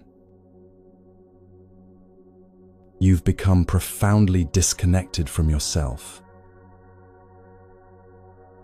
And here's what Buddhism adds that might seem paradoxical at first. The body ages, decays, eventually dies. This isn't meant to be morbid or depressing. It's meant to be motivating. When you truly understand that this body won't last forever, that it's subject to impermanence, just like everything else, something shifts. You stop taking it for granted. You start listening more carefully to what it's telling you right now, today, while you still have the chance. The Buddha taught his students to contemplate the body's impermanence regularly, not to become detached or nihilistic, but to develop appreciation and urgency. This precious human birth, this opportunity to wake up, won't last forever. So pay attention now. Listen now. Listening doesn't mean worshipping your body or making it an idol. It means respecting the messenger, honoring the communication, taking seriously what your body is trying to tell you about your life, your stress levels, your unprocessed emotions, your need for rest or movement or nourishment or release. When your body says, "I'm tired," and you override it with caffeine and determination, you're not being strong. You're being cruel to the only vehicle you have for this lifetime. When your body says, "This hurts," and you numb it with distraction or substances or relentless busyness, you're not solving anything. You're just teaching your body that its messages don't matter, that it has to speak louder next time. But when you start listening, really listening, something beautiful happens. The body begins to trust you. It doesn't have to shout anymore. It can whisper, and you'll hear it. So how do you begin to listen after years of ignoring? You start with something gentle, something that doesn't require you to be flexible or fit or have any special skills. You start with simple awareness. Right now, wherever you are, let's do a friendly check-in with your body. This isn't a formal meditation with rules and right ways to do it. This is just you checking in with yourself, the way you might check in with a friend. Start at the top of your head. What do you notice there? Any tension? Any tightness? Any sensation at all? Don't try to change it. Just notice it. Move your awareness to your face, your jaw.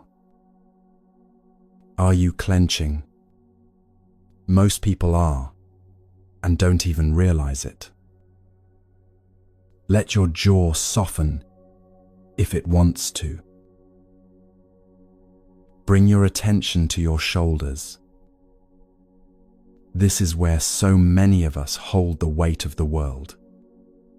Are they up by your ears, tight and braced? Can you let them drop just a little? Just soften the grip. Notice your chest, your breathing. Is it shallow and high, or deep and full? No judgment, just curiosity. Your stomach, your belly. Any tightness there? Any butterflies or knots or heaviness? Your hands. Are you making fists? Can you let them unfold? Let your fingers relax. Your legs, your feet. Can you feel them? Are they touching the ground? Can you sense the earth supporting you?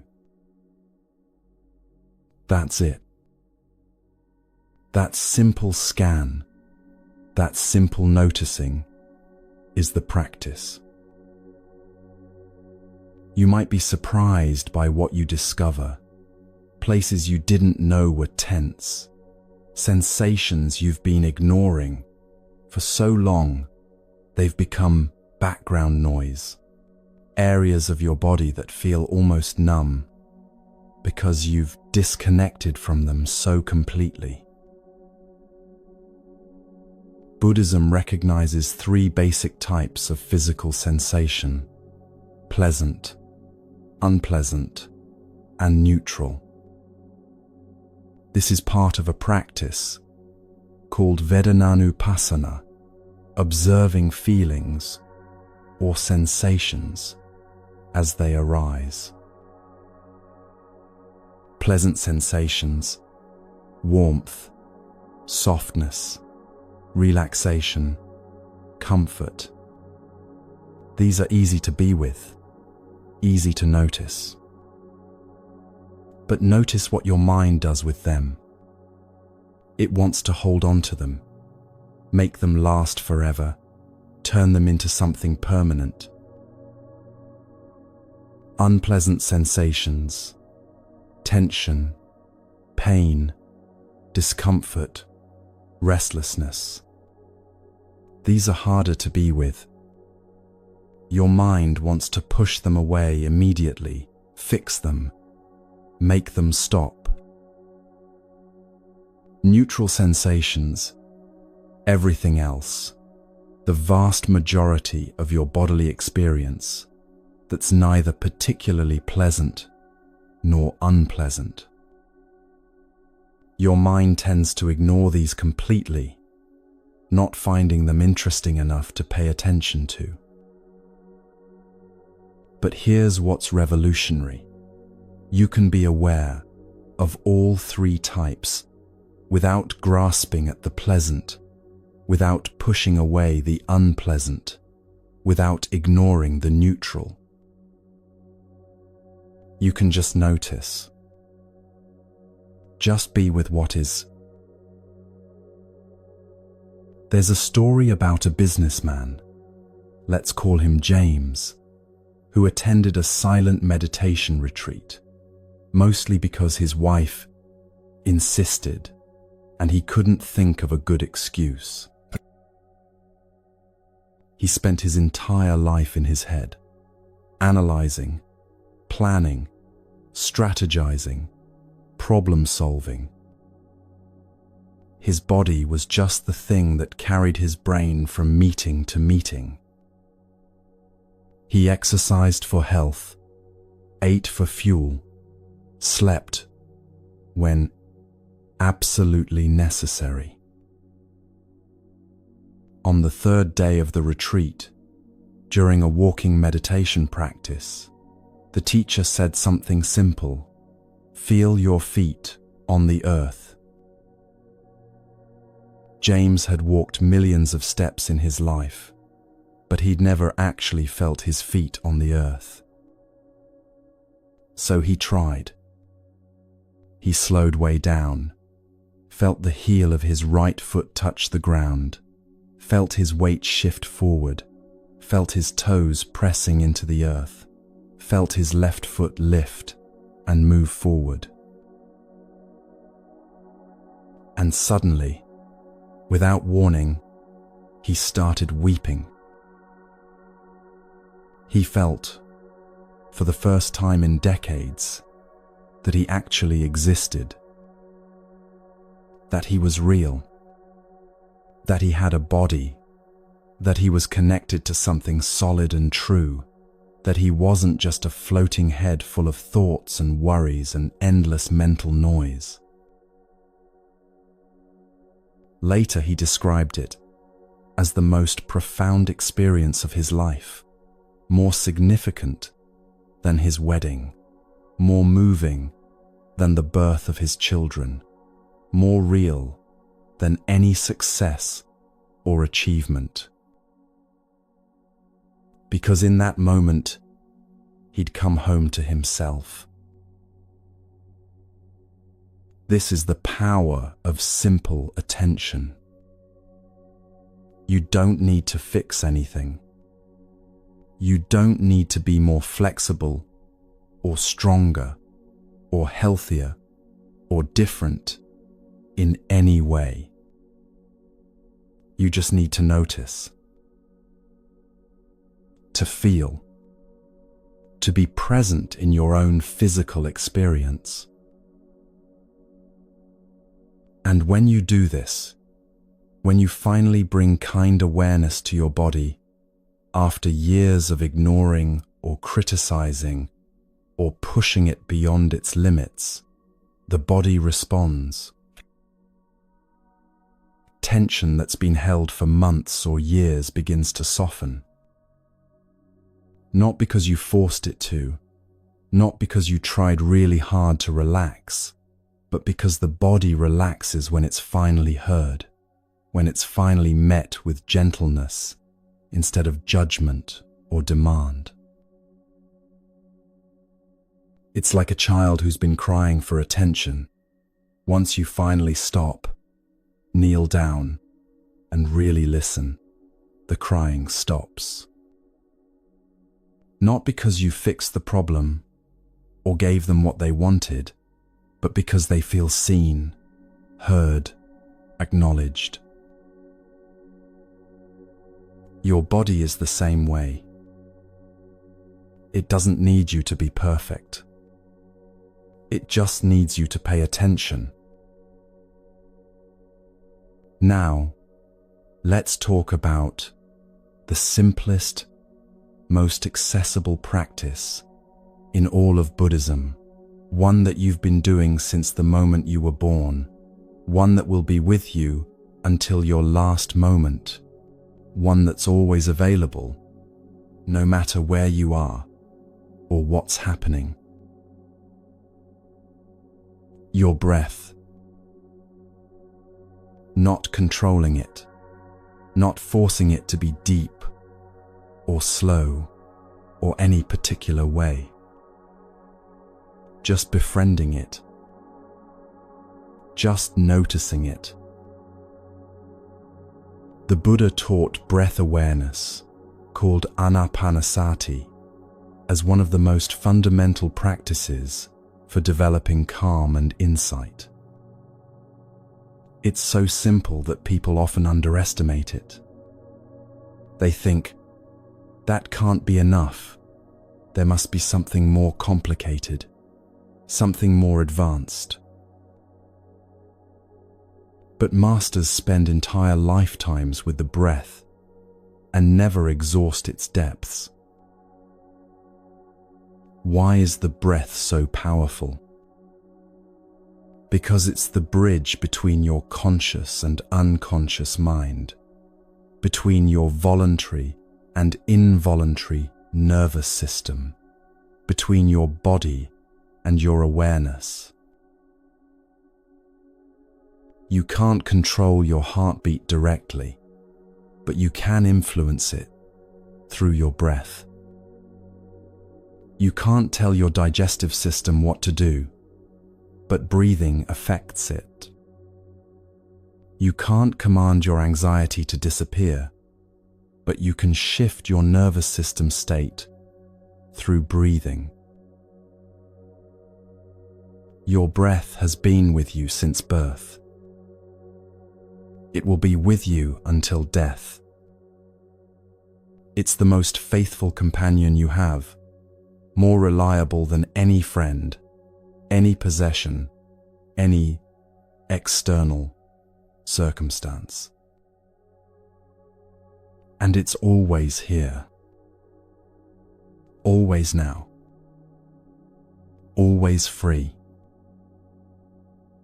You don't need any equipment, any special location, any teacher present, any perfect conditions.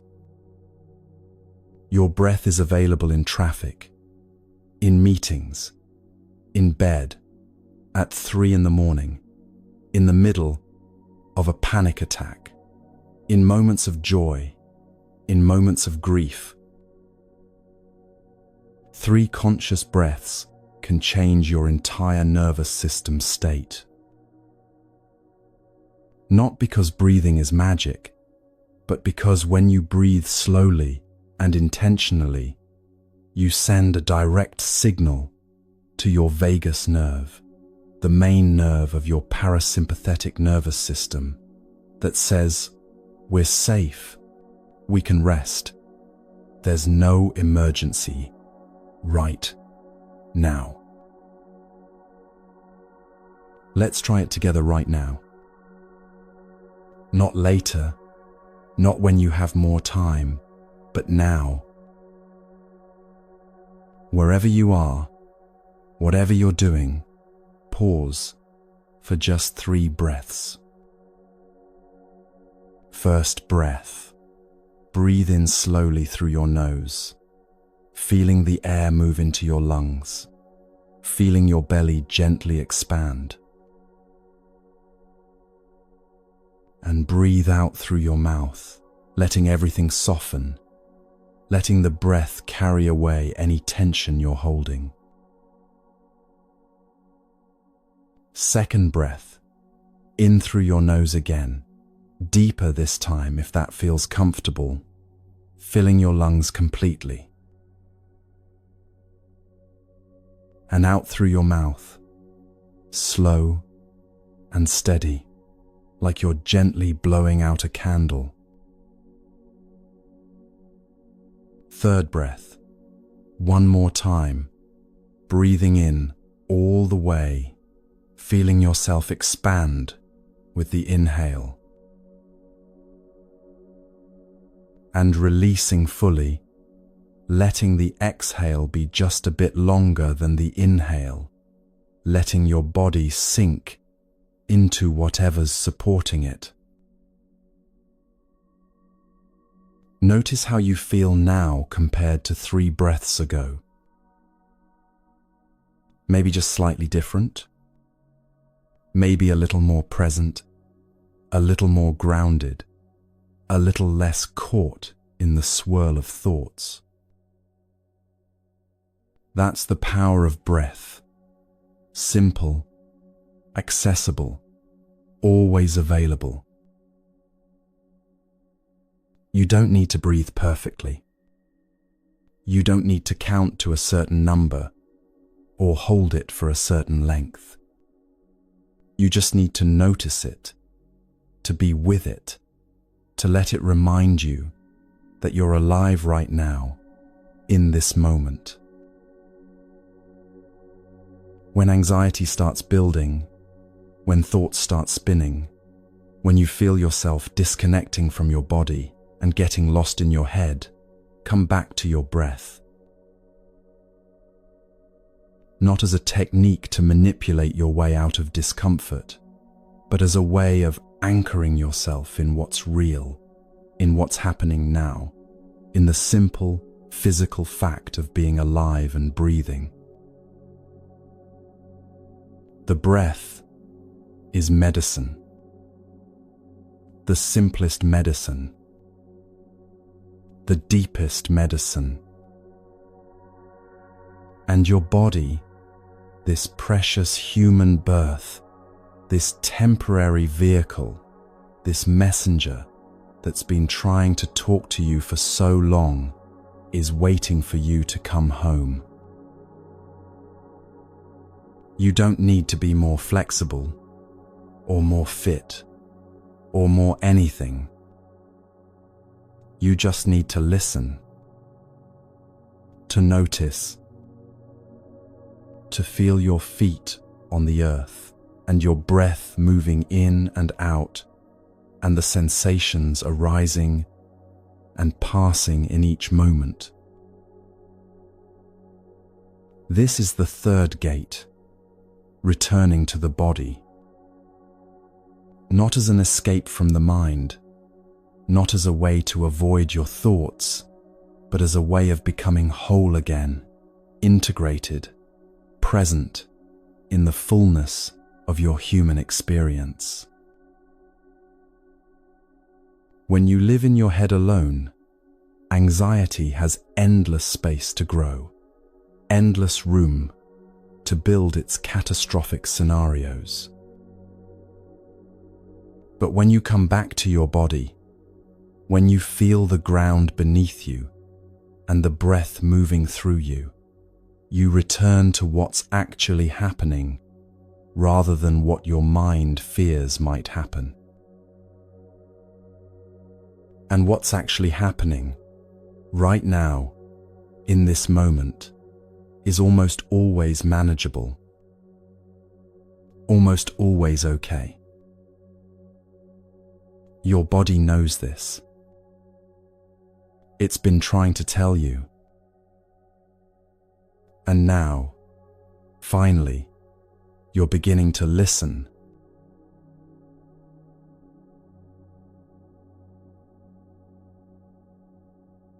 We've walked through 3 gates together, reclaiming time, freeing the mind, returning to the body. And now comes the most important part. Because Buddhist wisdom isn't meant to stay on a meditation cushion or exist only in moments of quiet reflection. It's meant to be lived, breathed, embodied in the middle of your ordinary, messy, beautiful life. This is where theory becomes practice, where understanding becomes transformation. Let's start with something that might seem simple but is actually one of the most radical acts of resistance against modern culture: doing one thing at a time.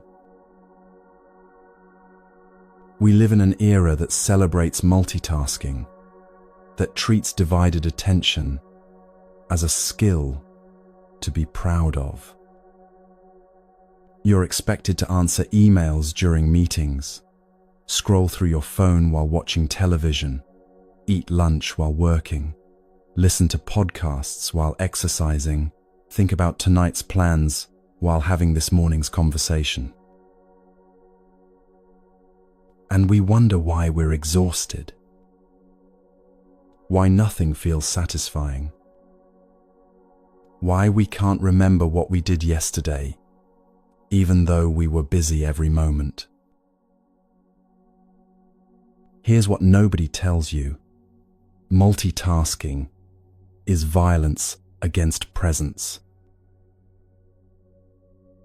Every time you split your attention, you split yourself. You fragment your consciousness into pieces, none of which can fully inhabit any experience. Your body is at the dinner table, but your mind is checking work messages. Your eyes are on your child's face, but your thoughts are rehearsing tomorrow's presentation.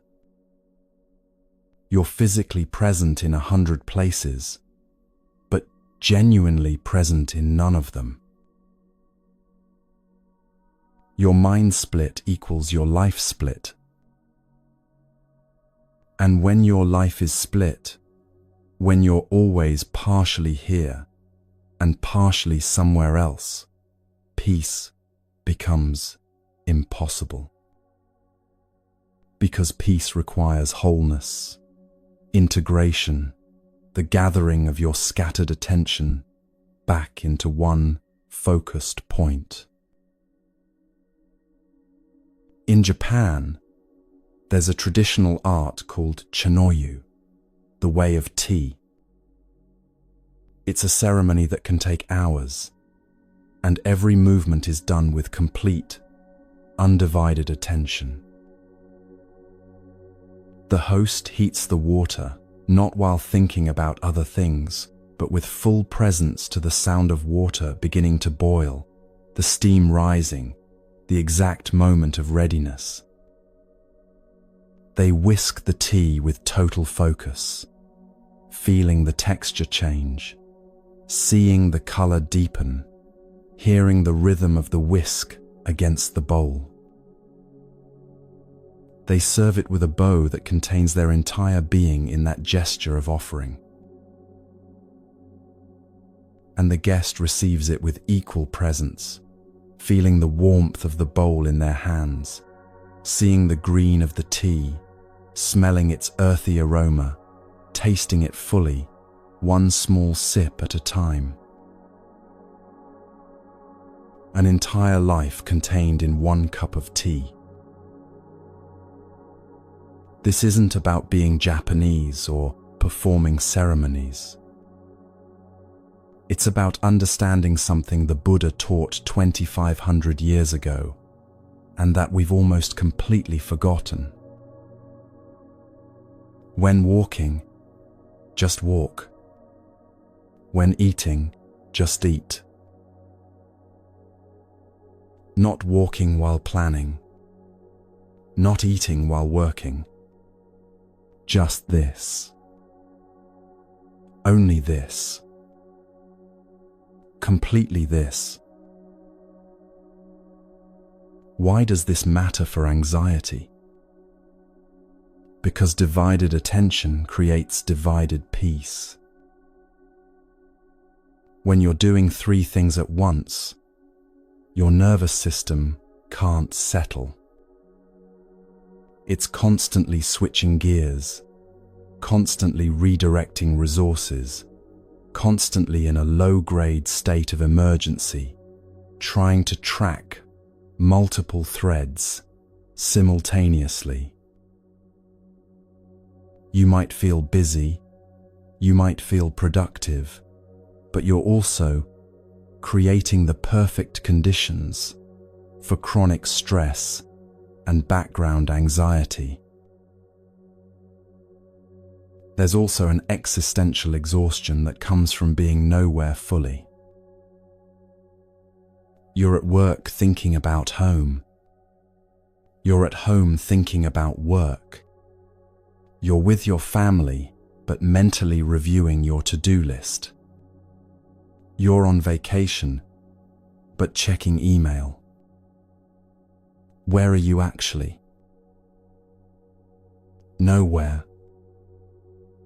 And that nowhereness, that constant partial presence, that perpetual sense of being between places, rather than in any place, is exhausting in a way that no amount of sleep can fix.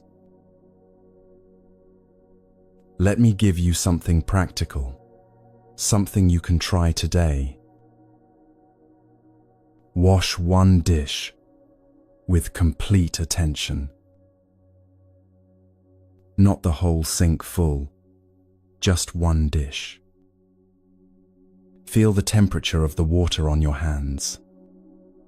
Notice the texture of the soap, the way it bubbles and spreads. See the light reflecting off the surface of the plate as you clean it. Hear the sound of water running, of your hands moving across ceramic or glass. Feel the weight of the dish, the smoothness as food residue comes away, the satisfaction of seeing it become clean.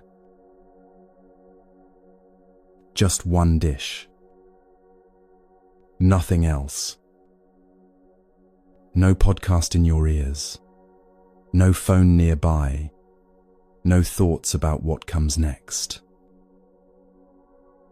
Just washing this one dish as if it's the most important thing in the world, because in this moment, it is. This isn't productivity advice. This isn't about becoming better at chores or time management. This is freedom practice. Because when you can bring your whole self to one simple task, when you can gather all your scattered attention into one focused moment, you discover something remarkable. You discover that the present moment is actually enough. That being fully here is more satisfying than being partially everywhere. That peace isn't found in getting everything done. It's found in being completely present for whatever you're doing right now. This is how you begin to live differently. One thing at a time. Completely. With your whole being gathered into this moment, this action, this breath. Now let's talk about a word that might be quietly running your entire life without you realizing it. Should. I should be further along by now. I should be calmer. I should have my life together. This shouldn't be so hard. They shouldn't have said that. The world shouldn't be this way. Every single should is a small act of violence against what is. Buddhism has a word for this, tanha, often translated as craving or thirst. But it's deeper than wanting things. It's the fundamental orientation of wanting reality to be different than it is right now. Wanting the pleasant to stay forever, wanting the unpleasant to leave immediately, wanting the neutral to become interesting. And should is how Tana speaks in your mind. Every should creates a war with reality. Reality says, this is what's happening. This. Your mind says, no, this should be different. And in that gap between what is and what you think should be, suffering takes root and grows. There's a story that's been told in Zen and Taoist traditions for centuries, and it illustrates this perfectly. There was an old farmer who had one horse. One day, the horse ran away. His neighbors came and said, "Such bad luck." The farmer replied, "Maybe." The next day, the horse returned, bringing 7 wild horses with it. The neighbors exclaimed, "Such good luck." The farmer said, "Maybe." The following day, the farmer's son tried to ride one of the wild horses and was thrown off, breaking his leg. The neighbors said, "Such bad luck." The farmer responded, "Maybe." The day after, military officials came to the village to draft young men into the army, but the farmer's son was spared because of his broken leg. The neighbors said, "Such good luck." And the farmer said, "Maybe." This story points to something profound that the Buddha taught in the second noble truth. Suffering arises from tanha, from this constant craving for things to be other than they are. We're constantly judging reality, constantly comparing it to our mental model of how things should be, constantly generating suffering by arguing with what is. But what if you stopped? What if, like the farmer, you simply acknowledged what is, without immediately leaping to, "This is good," or "This is bad," or "This shouldn't be happening"? Now, let me be clear about something crucial. Acceptance doesn't mean approval. You can accept that something is happening right now without approving of it, without thinking it's good, without becoming passive or resigned. Acceptance is simply acknowledging reality as it actually is in this moment, not as you wish it were, not as it should be, not as it might become, but as it is, right now.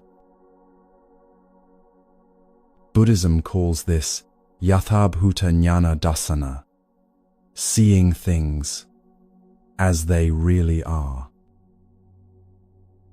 Not through the filter of your preferences, not through the lens of your fears, not colored by your judgments, just seeing what is. And here's the paradox. When you stop fighting what is, you actually gain more power to change it. Think about it this way. If you're standing in a river and constantly fighting against the current, saying, "This current shouldn't be this strong, this water shouldn't be this cold, this river should flow the other direction," you exhaust yourself. You use all your energy resisting rather than navigating. But if you accept the reality, okay, this is a strong cold river flowing in this direction, then you can work with what is. You can swim at an angle, use the current to your advantage, find the calmest path across. Your energy goes into wise action rather than futile resistance. Ask yourself right now, what in your life are you fighting against with the word should? What situation are you in that you keep telling yourself, this shouldn't be this way? What feeling are you having that you judge with, I shouldn't feel like this? What person in your life are you resisting with, they shouldn't be the way they are? And then ask the radical question, what if you stopped fighting? Not stopped caring, not stopped acting, but stopped arguing with reality. Stop spending your precious energy on the futile task of wishing things were different before you deal with them as they actually are. From acceptance comes clarity. When you're not using all your energy fighting what is, you can see what is more clearly. And from clarity comes wise action, action that's grounded in reality rather than in how you wish reality were. This releases enormous trapped energy. Think about how much energy you spend every day arguing with reality in your mind. Traffic shouldn't be this bad. My coworker shouldn't be so difficult. I shouldn't be this anxious. The weather shouldn't be like this. My body shouldn't hurt. I should be different, better, further along. All of that is energy that could be used for living, for being present, for taking wise action, for actually responding to reality rather than fighting with it. When you release the should, when you make peace with what is, you reclaim that energy, sen, and you discover something unexpected. Life becomes easier not because circumstances change, but because you've stopped making everything harder by resisting it first. Now let's talk about emotions, perhaps the most misunderstood aspect of human experience, and one of the primary sources of suffering. Your emotions are weather, not climate. This might be one of the most important things you learn from Buddhism, the difference between weather and climate, between temporary states and permanent identity. Right now, there's weather moving through you. Maybe it's calm and sunny. Maybe it's stormy and turbulent. Maybe it's foggy and unclear. But whatever the weather is right now, it's not who you are. It's not permanent, and it will change. The practice Buddhism teaches is called Vedananupassana, observing feelings or sensations without clinging to them. Remember when we talked about the body earlier? We mentioned 3 types of Vedana: pleasant, unpleasant, and neutral. This applies to emotions too. Pleasant emotions, joy, contentment, excitement, love. Your mind wants to grab these, hold on to them, make them permanent. I want to feel this way forever. And when they start to fade, because they always do, you suffer from the loss, from the grasping, from trying to keep something that was never meant to stay. Unpleasant emotions, sadness, anger, fear, anxiety, grief. Your mind wants to push these away immediately, resist them, make them stop. I shouldn't feel this way. This is terrible. I need to fix this right now. And that resistance, that pushing away, often makes the emotion intensify and last longer than it would have if you'd simply allowed it to be there and pass. Neutral emotions, that baseline state when nothing particularly intense is happening. Your mind finds this boring, unsatisfying, and immediately starts seeking something more interesting, creating drama or worry just to have something to feel. This is how suffering is created around emotions, not by the emotions themselves, but by your relationship to them. The clinging, the aversion, the denial that they're impermanent. But what if you could feel all your emotions without becoming them? What if you could experience anger without being an angry person? Feel sadness without believing you're a sad person? Experience anxiety without identifying as an anxious person? There's a story about a Zen monk who was known for his equanimity, his unshakable peace. One day, a student saw him arguing with another monk, clearly frustrated, voice raised, face flushed. Later, the student approached him confused. "Master, I thought you never got angry, but today I saw you arguing, clearly upset." The monk smiled. "I did feel anger, yes. Anger arose, moved through me, and passed. But I am not anger. I am the space in which anger can appear and disappear. The anger came like weather comes. I didn't invite it. I didn't fight it. I didn't become it. I let it move through me like wind moves through trees."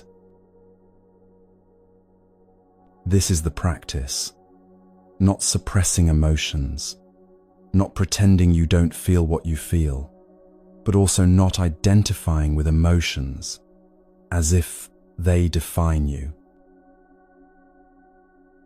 I notice sadness is very different from "I am sad." I notice anxiety is very different from "I am anxious." That difference might seem subtle, but it's the difference between freedom and imprisonment. When you say, "I am sad," you've identified your entire being with that emotion. You've become it. It defines you in that moment. And when you're identified with it, you can't see beyond it, can't remember that it's temporary, can't access the part of you that remains steady beneath all emotional weather. But when you say, "I notice sadness," you've created space. You're acknowledging the emotion without becoming it. You're the observer, the witness, the awareness in which sadness can appear without consuming your entire identity. You're the ocean, not the waves. The ocean is vast, deep, powerful. Waves rise and fall on its surface, sometimes gentle ripples, sometimes massive swells, sometimes crashing breakers. But the ocean itself, the depth of it, remains unchanged by the surface weather.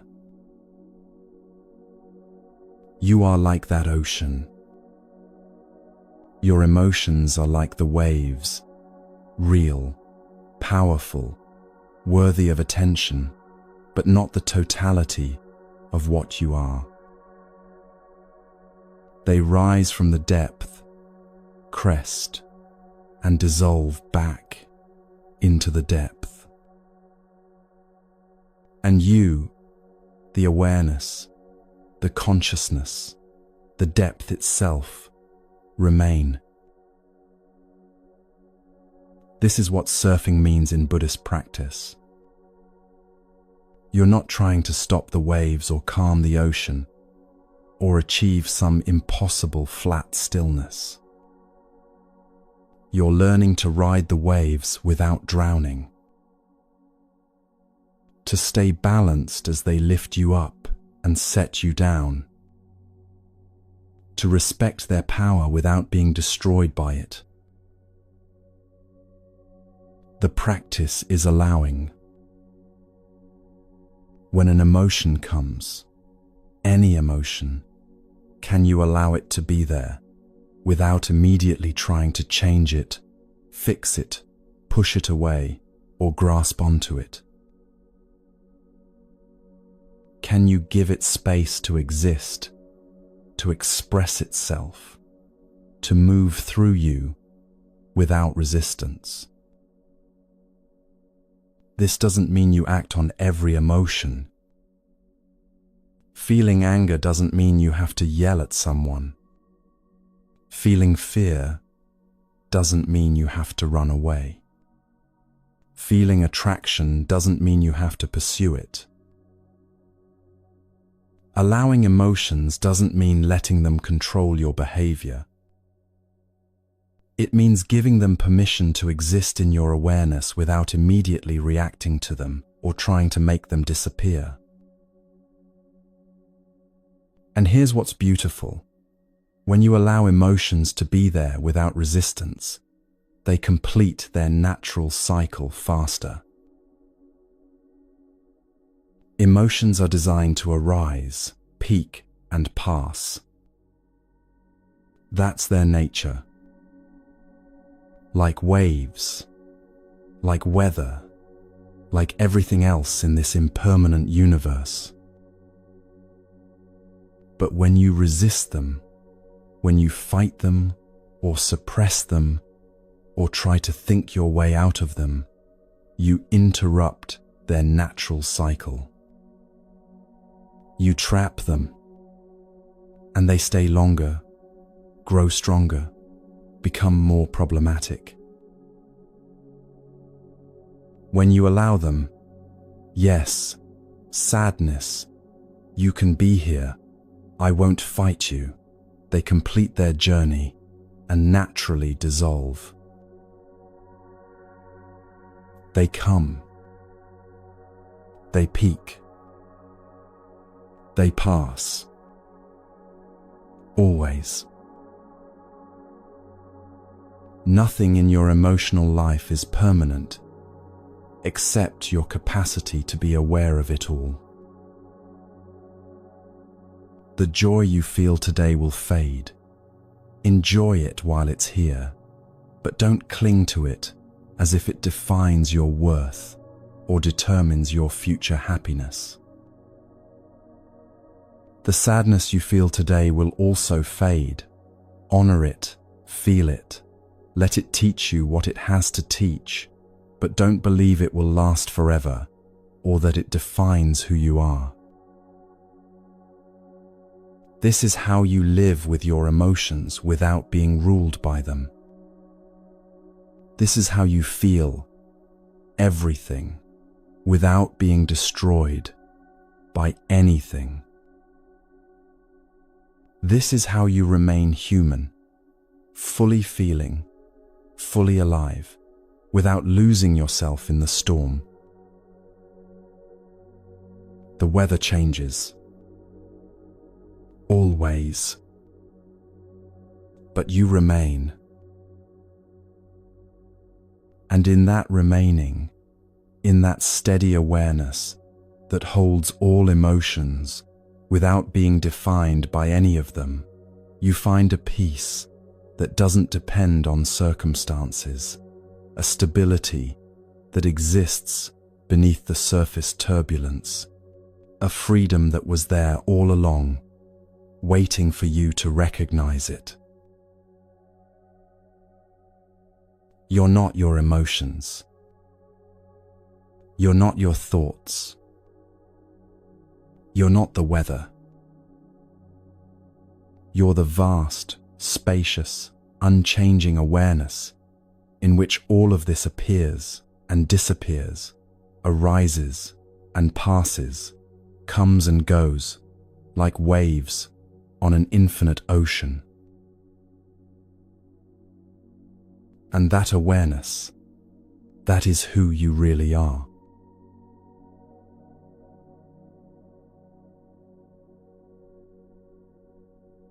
There's a teaching at the very heart of Buddhism that, once understood, changes everything about how you experience life, anxiety, joy, pain, and every moment in between. It's called anicca, impermanence. Nothing lasts. Nothing stays. Everything that arises will also pass away. Everything that comes together will eventually come apart.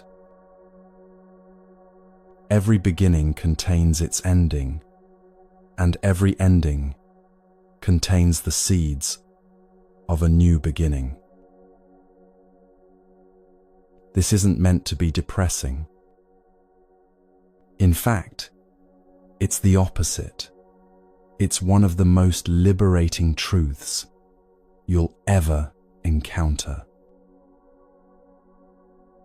The Buddha taught what are called the 3 marks of existence, 3 characteristics that apply to absolutely everything in this universe, including you, including your anxiety, including every experience you've ever had or ever will have. The first mark is anicca, impermanence. Nothing lasts forever. Not pain, not pleasure, not this body, not this mind state, not this relationship, not this job, not this moment.